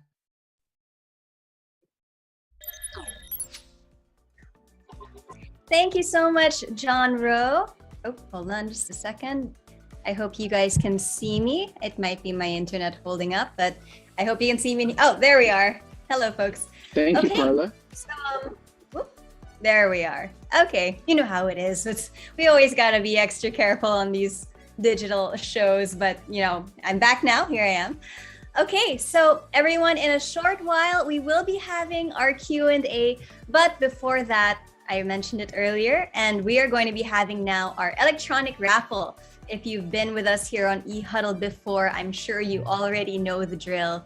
So let's hop right to it. Now, earlier in the show, I mentioned that we have already gathered all your names during the registration. And so you are already automatically added to our roster of possible winners in today's raffle draw. Now, we're going to take a peek now at what exactly is at stake for today's raffle. Here we go. We have got that RK61 mechanical keyboard and a Logitech C920 Pro HD webcam. Later on today, after the Q&A, make sure you stick around. We've got that major prize of the day, which is a portable SSD, but more on that later. Let's talk about how to win. Very, very simple. If you are the winner of today's raffle, your name is going to be flashed on the screen. And what do you have to do? All you have to do is the simple task of taking a screenshot of your name and following the instructions here on your screen. There it is. So you're going to have to send that screenshot to us at marketing@etpi.com.ph. Make sure you include all of this very important info because Team Eastern, of course, wants to get these prizes into your hands as soon as possible. Okay, let's not hold the suspense any longer. Let's start off with those two minor prizes of the day, starting with the RK61 mechanical keyboard. I know everybody's really stoked about mechanical keyboards these days. So let's roll that drum roll and find out and say congratulations to, who's it gonna be? Okay, Catherine Candalia. Catherine, you gotta take that screenshot right about now. You're gonna need it later. We'll give you a couple more seconds to do that. And you can email that to Team Eastern later after the show. All right, congratulations, Catherine. Next up, it's that Logitech C920 Pro HD webcam. And again, I won't hold the suspense for too long. Let's roll that drum roll and give a big congratulations to, let's flash the name of our second winner of the day. Angelo Pascual. Congratulations, Angelo. You gotta take that screenshot now too. You're gonna need it later. We'll give you a couple more seconds to do exactly that. All right, first two winners of the day.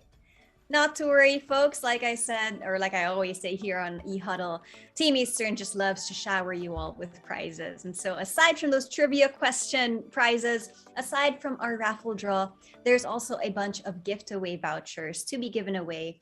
And it's very, very simple because something that Team Eastern loves, I think, more than prizes is your feedback and hearing your thoughts. So we're going to be flashing a QR code on the screen right now. We hope you will take a moment to scan that and let us know your feedback, what you want to see more of, what you'd like, what you'd like to see in the future and such. So please do scan that. And 50 lucky people will get the chance to win an e-voucher from Giftaway. See? Just showering you all with prizes all the time. Okay. Now, let's go on now to our Q&A segment. Not to worry about that major prize. We've got that coming up later. But for now, it is time to welcome back on our screens our speakers of the day. So let's say hello again to Giancarlo Gono, Ruben Asuncion, and John Robert Guray. We've got a full house on screen today. There we are. Hello, folks. Gentlemen, can we all see each other just fine? Hear each other just fine? Okay, we're going to take a second to unmute our mics. Let's go down the line, starting with Carlo. Can we see each other just fine and hear each other okay? Yeah. Hello. Fantastic. Gian, all good? Yeah. And Janro, all good as well? All good. Fantastic. You know how it is. No matter how confident we might be in our gear and in our internet connections, there's just always something. So it's part of the fun, I suppose, just always making sure. Okay, so gentlemen, here's how it works. It's we're gonna be going around the panel, starting with a couple of general questions. So I'll be asking the three of you the same question, and so we'll go down the line answering that before we get to more specific questions for each of you. Sounds good? Yep. Okay, great. So let's just jump right in. We've got quite a few questions lined up here, so let's get to it. Starting with this one, which says, what should businesses do to be future-proofed in the fast-changing business landscape in the country? Let's start with you, Carlo. Yeah, let me just say about Union Bank's own experience. Back in 2016, that's when I came on board also. That's when also Union Bank started its own digital transformation journey. So, well, there were certain points in time, between 2016 and 2020, before the pandemic started, they were like, what are we doing? Are we just wasting money and all those things? No, but boom, when the pandemic happened, it all made sense. So I think that we know that the pandemic is hopefully almost over now, and I think that the message is clear that we should really delve into digital transformation, making sure that we are future-proof that way. So I think for me, that's just so clear, at least from the experience of Union Bank. Definitely. And it's really been so impressive how Union Bank has become really the top of mind bank when it comes to having a digital finance option. Even in the whole crypto field, top of mind has become Union Bank for those safe transactions. And so now that you're mentioning that journey only began in 2016, it's really, really impressive. And as you said, it might have been, what are we even doing? Is this worth our time, our investment? And certainly it looks like it has paid off tremendously. Yeah. All right, Gian, same question for you. What should businesses do to be future-proofed in the fast-changing business landscape here in the Philippines? Thank you, Carla.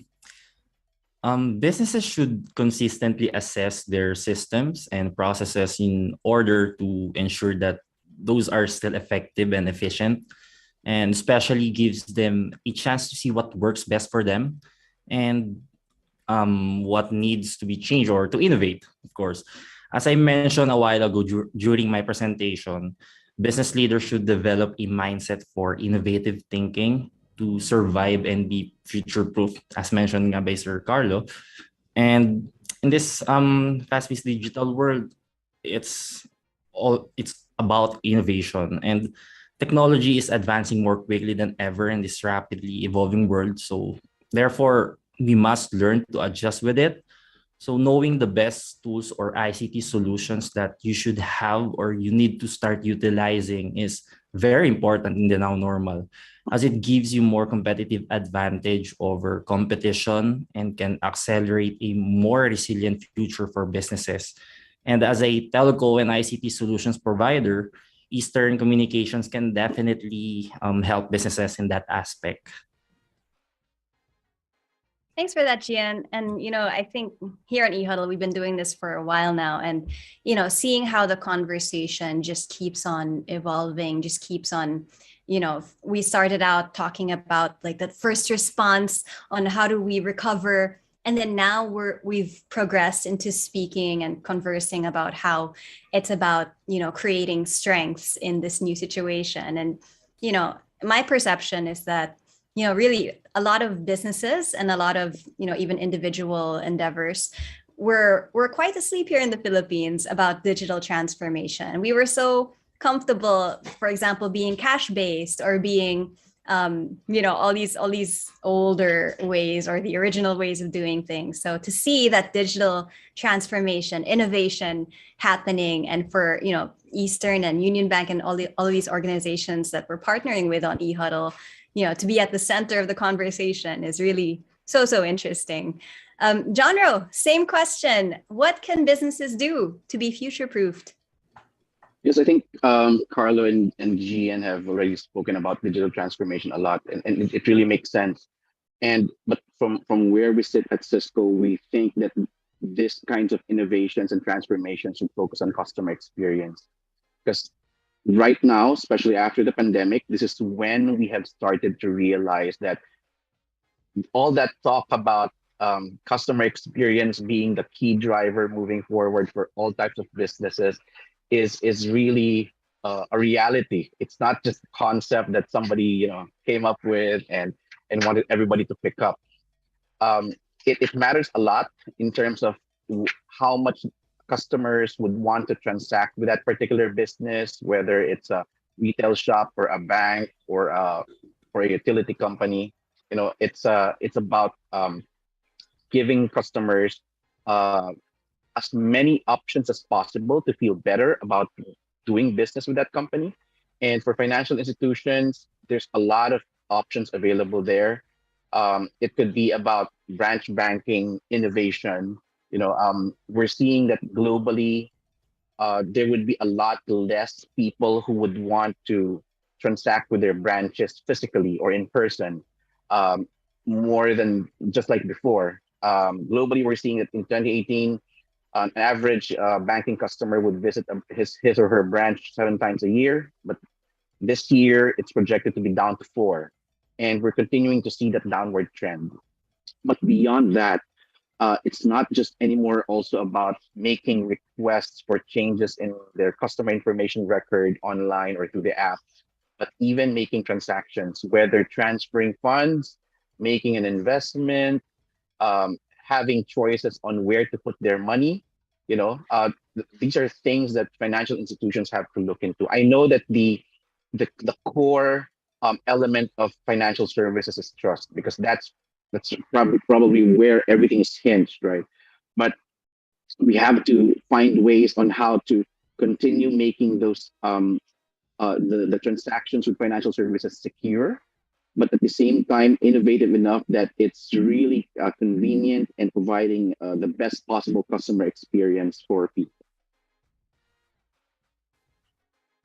Thanks, John Ro. And I think that's a great aspect to look at as well. That yes, it's so exciting that there's so much transformation happening. There's so much innovation happening, new features, new apps, hybrid work, teleconferencing, and all that. But how it's really hand in hand that process be secure as well, that trust is not lost, because I guess for so long we went without this digital transformation solutions, I suppose, especially for our finances.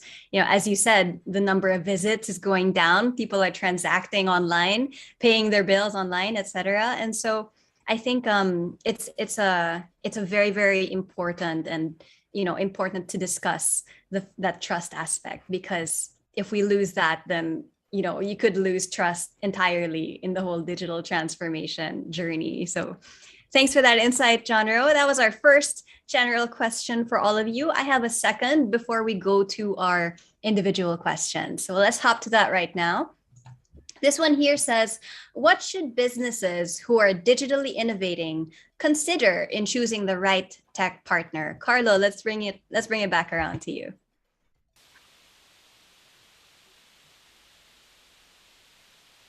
Oh, you mean considering what to consider? Yes.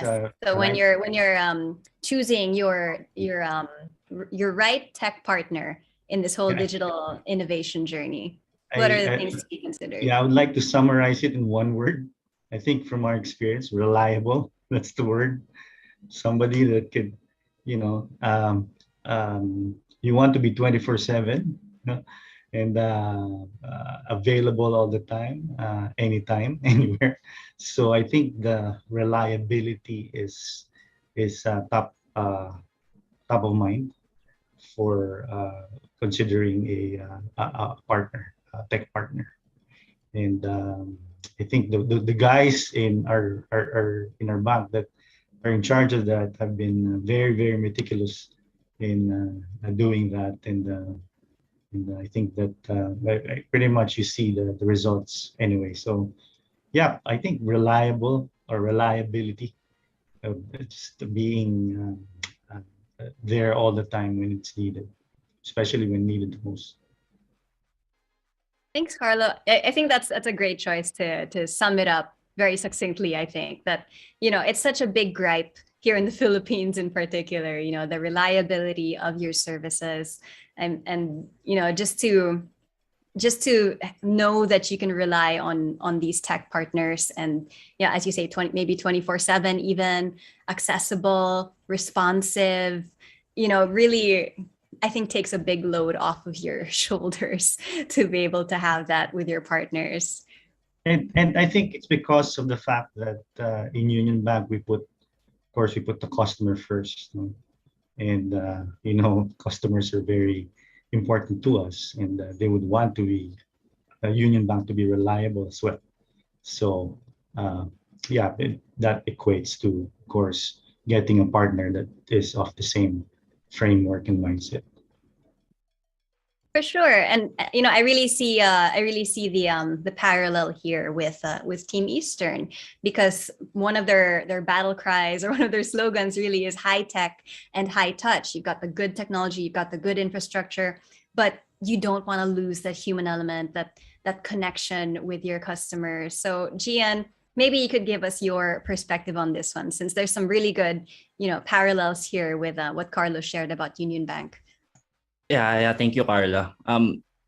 Yeah, I strongly agree with Sir Carlo. No, a reliable tech partner who can provide you with relevant technical expertise and best-in-class solutions while letting you focus on your core business needs and vision.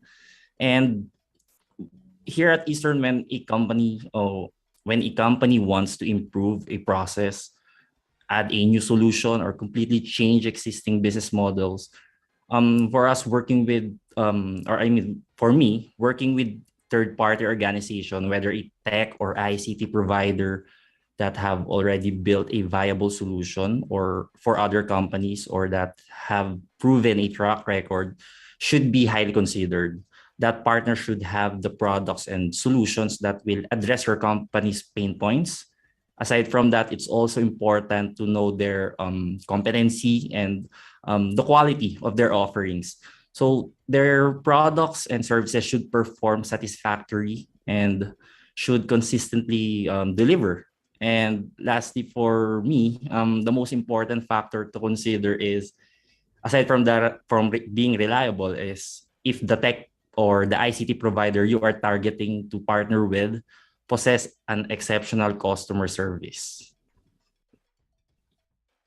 Definitely, and like I shared with Carlo a second ago, that it's such a big pain point, really, for customers to, maybe they're experiencing an issue and they can't even get through to their supplier of that service, and it's really such a big relief to be working with partners who are like-minded in that sense, and are willing to go that extra mile to make sure that you never have to feel that, whether you're an individual or a company, and that that's always available to you. Now, John, I particularly was interested in what you were sharing about the hybrid work environment service that you're providing, and I think this ties in well, because it maybe from a business to business aspect, you can see that great service that Cisco wasn't just stuck in its current services pre-pandemic. It has shifted, it's evolved to better serve these businesses who have a hybrid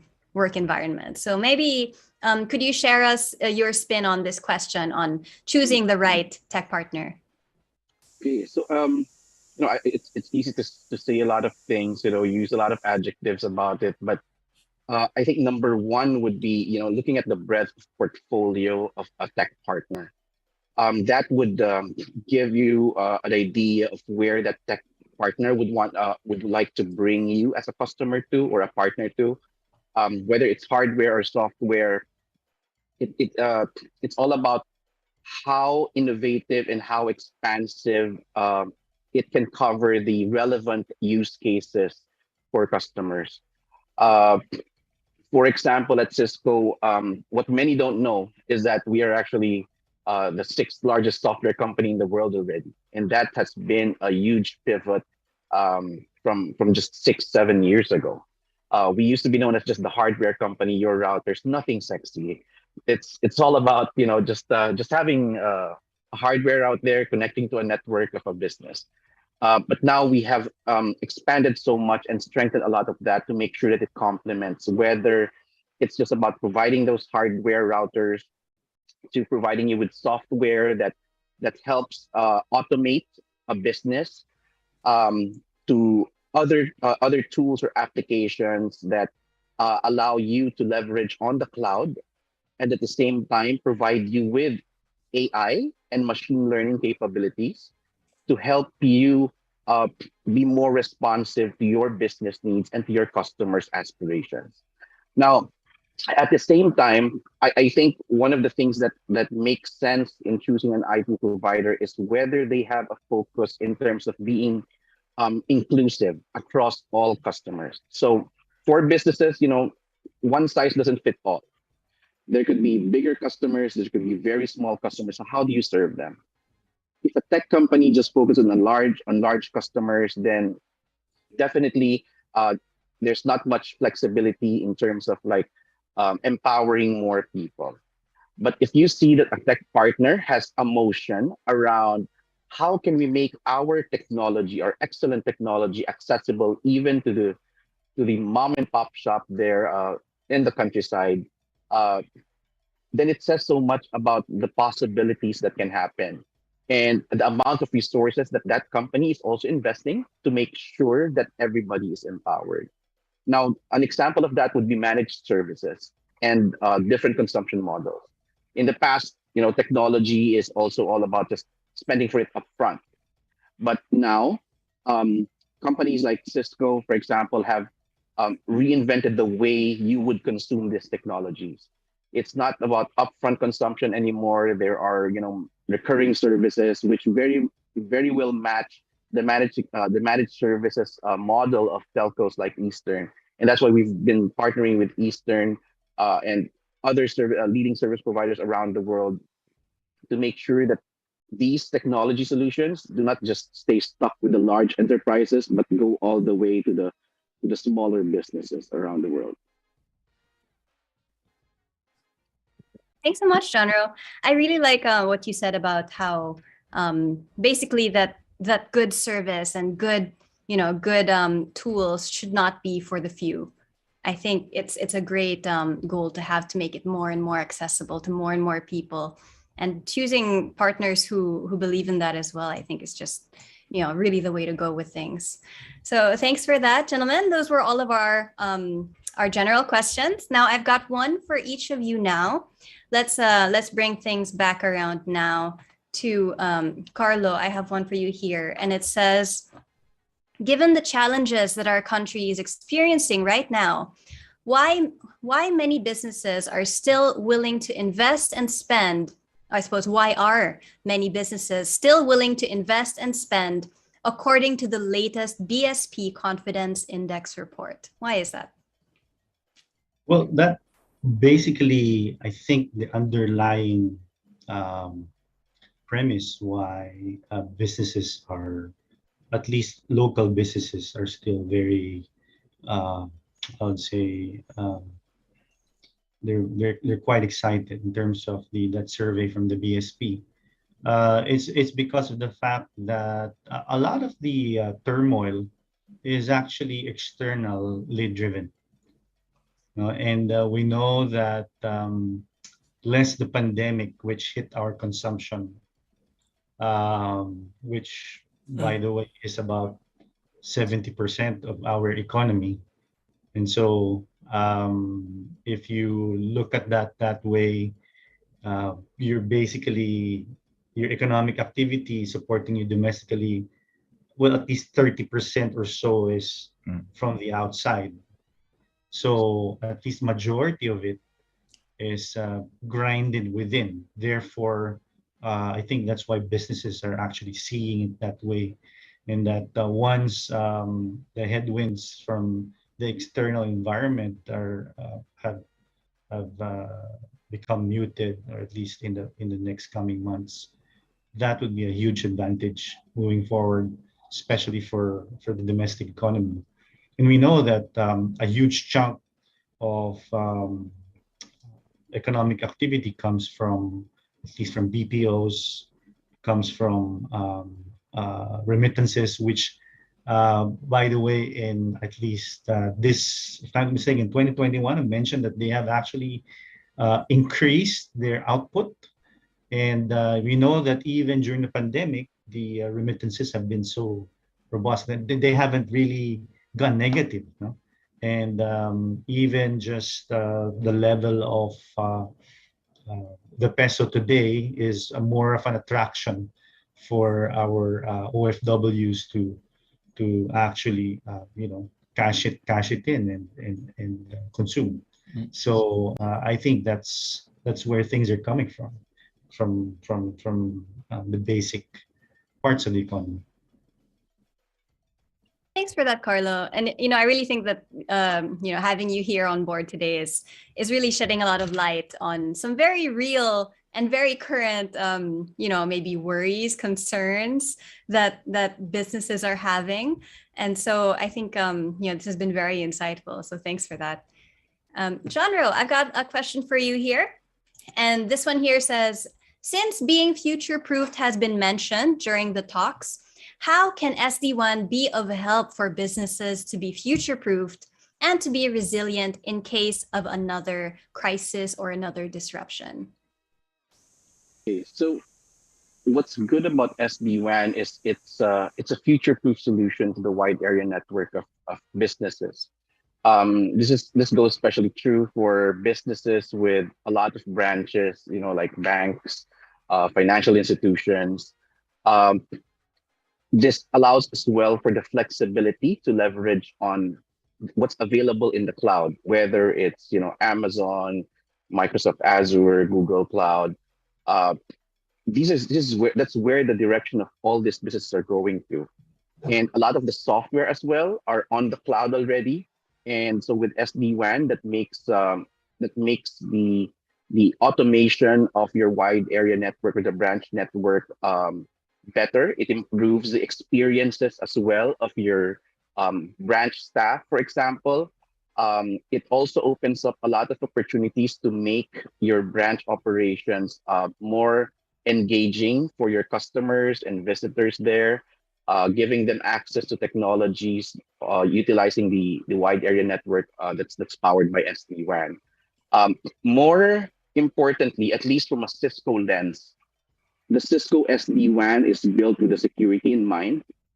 And so it fits perfectly, especially in the Philippines, where we see most of the banks who have gone into SD-WAN have preferred Cisco, is because the security embedded in it allows for them to maintain their trustworthiness of providing the services and giving their customers the peace of mind that even with that move to a newer technology, people won't have to think about getting their money compromised, or their transactions compromised as well in the process.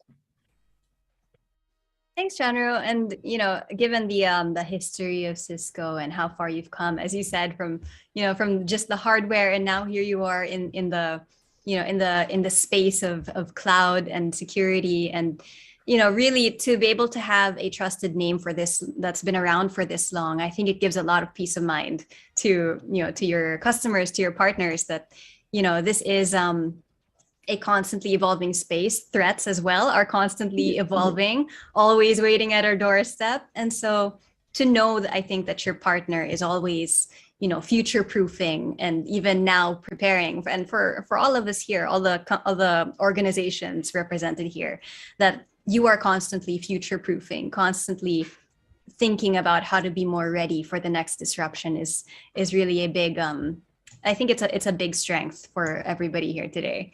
So let me move things along here. I've got another question for Carlo, and this one here says, how could you stay ahead of the business competition despite the economic crisis brought about by the pandemic disruptions? Here we are again, as we were saying, more pandemic disruption talk. So Carlo, what's your take on this one?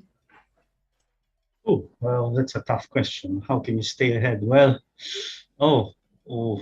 I think with at least speaking from our own experience in the bank, later this year, or at least I think in July, we're going to inaugurate or start or kick off Union Bank's digital bank. That's Union Digital Bank. That's the name. And so I think with that I mean when they started thinking about that, it was quite I think about probably 2017 or 2018, if I'm not mistaken. So it really took some time, and I think for them to stay ahead, it's really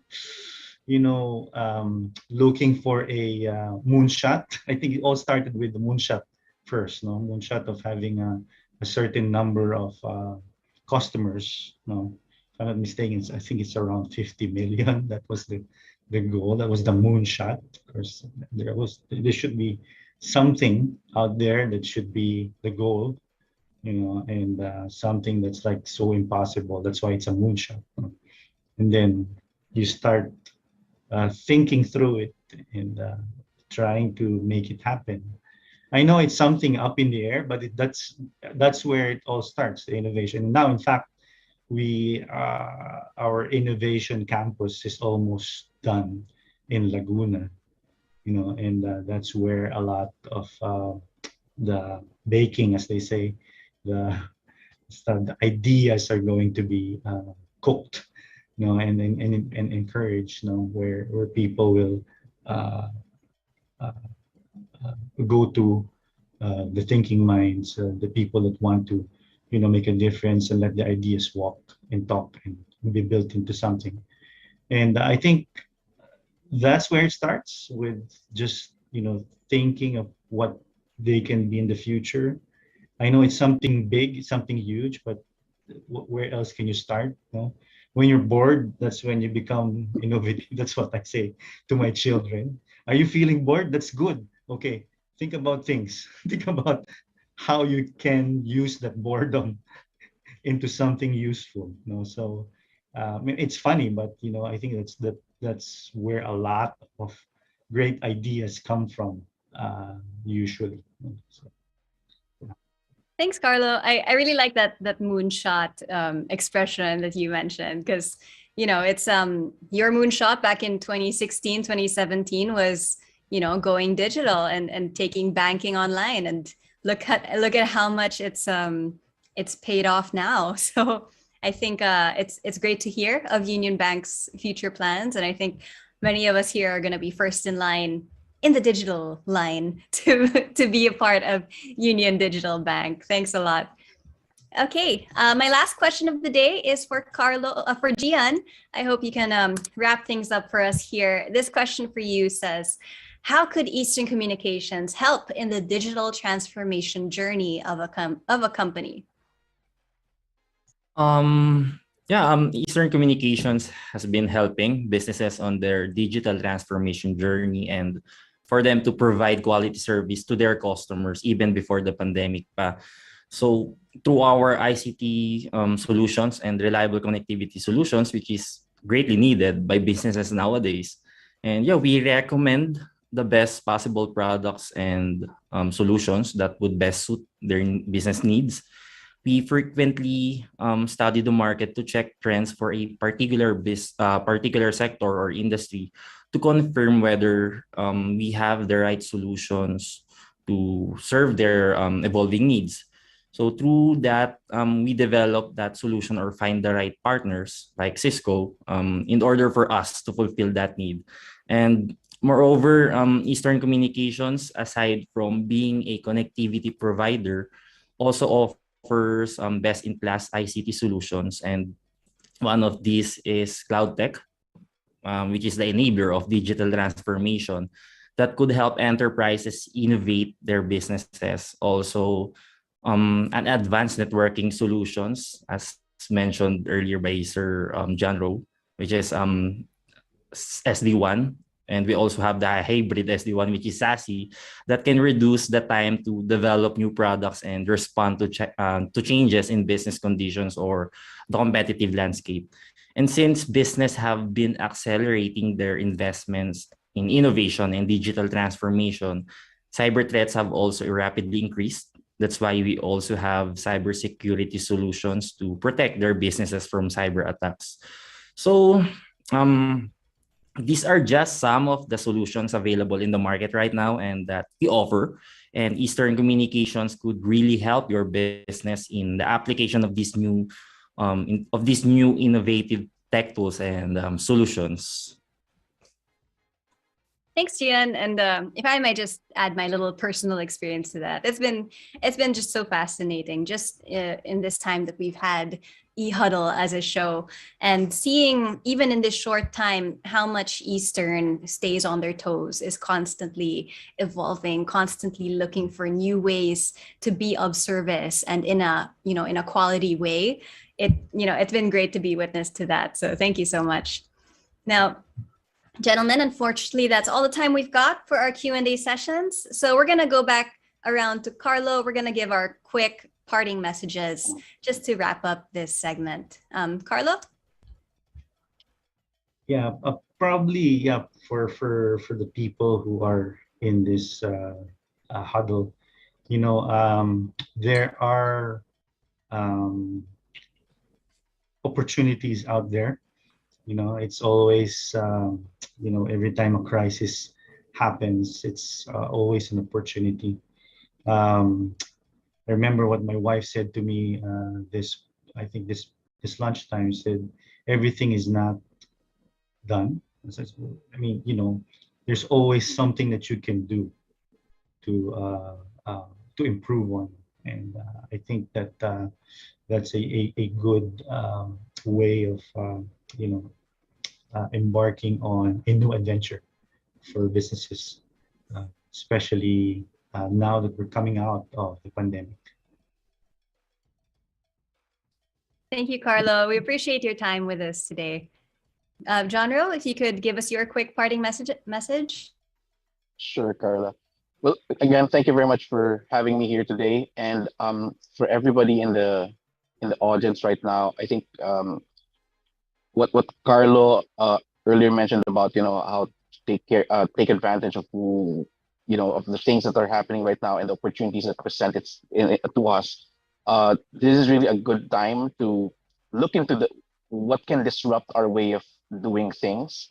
Look at how we can use this disruption to get ahead, not just against competition, but against ourselves in delivering the services that our businesses deliver to customers, and the way we can engage the market across all the areas where we play. And more importantly, I guess, being from a technology company, it's really about us looking into the best technology solutions that match our needs, and at the same time are really committed to being there for us through the journey, not just of transformation, but towards our success. Because it's not a one chapter story that we're looking at here. Moving forward from here, it's going to be a long journey towards continuous development, continuous transformation, and partnering with companies like Cisco and Eastern would be a good way to start that journey. Thank you, Carla. Thanks, John Rowe. And we also for you, we really appreciate your taking the time to be with us today. Gian, final parting message of the day. Could you wrap things up for us? Yeah. Of course, thank you everyone for joining us this insightful webinar session. And yeah, we at Eastern, we always want to help our clients to remain competitive and be digitally relevant in their respective markets they operate in. And that's through our best-in-class products and solutions. And yeah, helping our customers definitely is our sole purpose. Again, let us all emerge stronger this year and beyond. And yeah, that's all. Thank you. Thank you, mga ka-Eastern. And thank you to Gian for your time. It's always great to, have our Easterns part of this panel. So gentlemen, that's all the time we've got for our panel for today. But again, thank you to the three of you for your presentations and for, of course, answering our questions today. All right, everyone. That ends our Q&A segment, but please don't go anywhere just yet. First things first, let's show our appreciation with a virtual clap for our three speakers in the chat box. I'm sure they would appreciate that a lot. And at this point, don't think we've forgotten. It is time to give away that major raffle prize of the day. And if you missed the instructions, we're going to show you one more time on how it works here. Just by being here, you are automatically qualified for our electronic raffle, and we're going to be flashing the name of the winner on the screen. Now, if it is your name that is on the screen, all you have to do is take a screenshot and email it to us. You can even take a screenshot of this screen right here, so you don't lose the instructions. If you're confident that you are the winner, there you go. Take that screenshot, send it to us, include all of this info that you see here. Because of course, we want to get these prizes into your hands as soon as possible. So let's get right to it. Again, the prizes we gave away earlier, we gave away a mechanical keyboard, we gave away a Logitech HD webcam, and now the final prize of the day is a 1 terabyte extreme portable SSD. All right, so let's hop right to it. We're gonna roll that drum roll one last time for the day. And we're gonna say congratulations to, let's take a look now. All right, Jay Robles, congratulations to you. Make sure you take that screenshot. We're gonna give you a few seconds to do that. Okay, congratulations, Jay. Now, everyone, in case you missed it earlier, again, we're going to be flashing a QR code on the screen because you know how much your feedback, we were just talking about this during the Q&A, your feedback means so much to Team Eastern. And so to hear from you would just be fantastic. Scan that QR code real quick and let us know your thoughts. And of course, like I said earlier, you stand a chance to get a special gift away voucher just by filling out that form. Okay. Now it's almost time to say our goodbyes, but first let's hear from the head of sales for Eastern Communications. Let's welcome on our screens Mr. Michael Castañeda. Thank you, Carla. As we wrap up our session and start to apply today's learnings, most of you will think, and think. Before you do that, may I suggest that we first and foremost thank, and thank. I'm telling you, gratitude has so much power that from the past e-huddles up to now, they have assembled great minds, great ideas, and best of all, people with passion, people with heart. Our speakers this afternoon gave us an idea of what to expect in the coming months and years. Thanks to those insights, we now have a better understanding of what to prepare for. And our boundless talent and hard work, coupled with solid response plan, will see us through. And as we have witnessed through our Ignite webinars, our fellow businessmen are generous enough to lend us a helping hand and a great advice when we need it. I sincerely believe this will aid our success in transitioning to the post-COVID future. That is all for now. And once again, thank you. God bless us all. Thank you as always, Sir Mike. And of course, thank you to all of you, our dear Ka-Easterns, for taking the time to join us today. And, we hope it was as insightful for all of you as it was for us. And it's always such an exciting experience to do that together. This way, we can all rise together and emerge stronger. Once again, this is your host, Carla Barreto, signing off. And we hope to see you at our next session happening on July 27th. We hope to see you there. Have a great day and enjoy the rest of your week. Bye, everyone.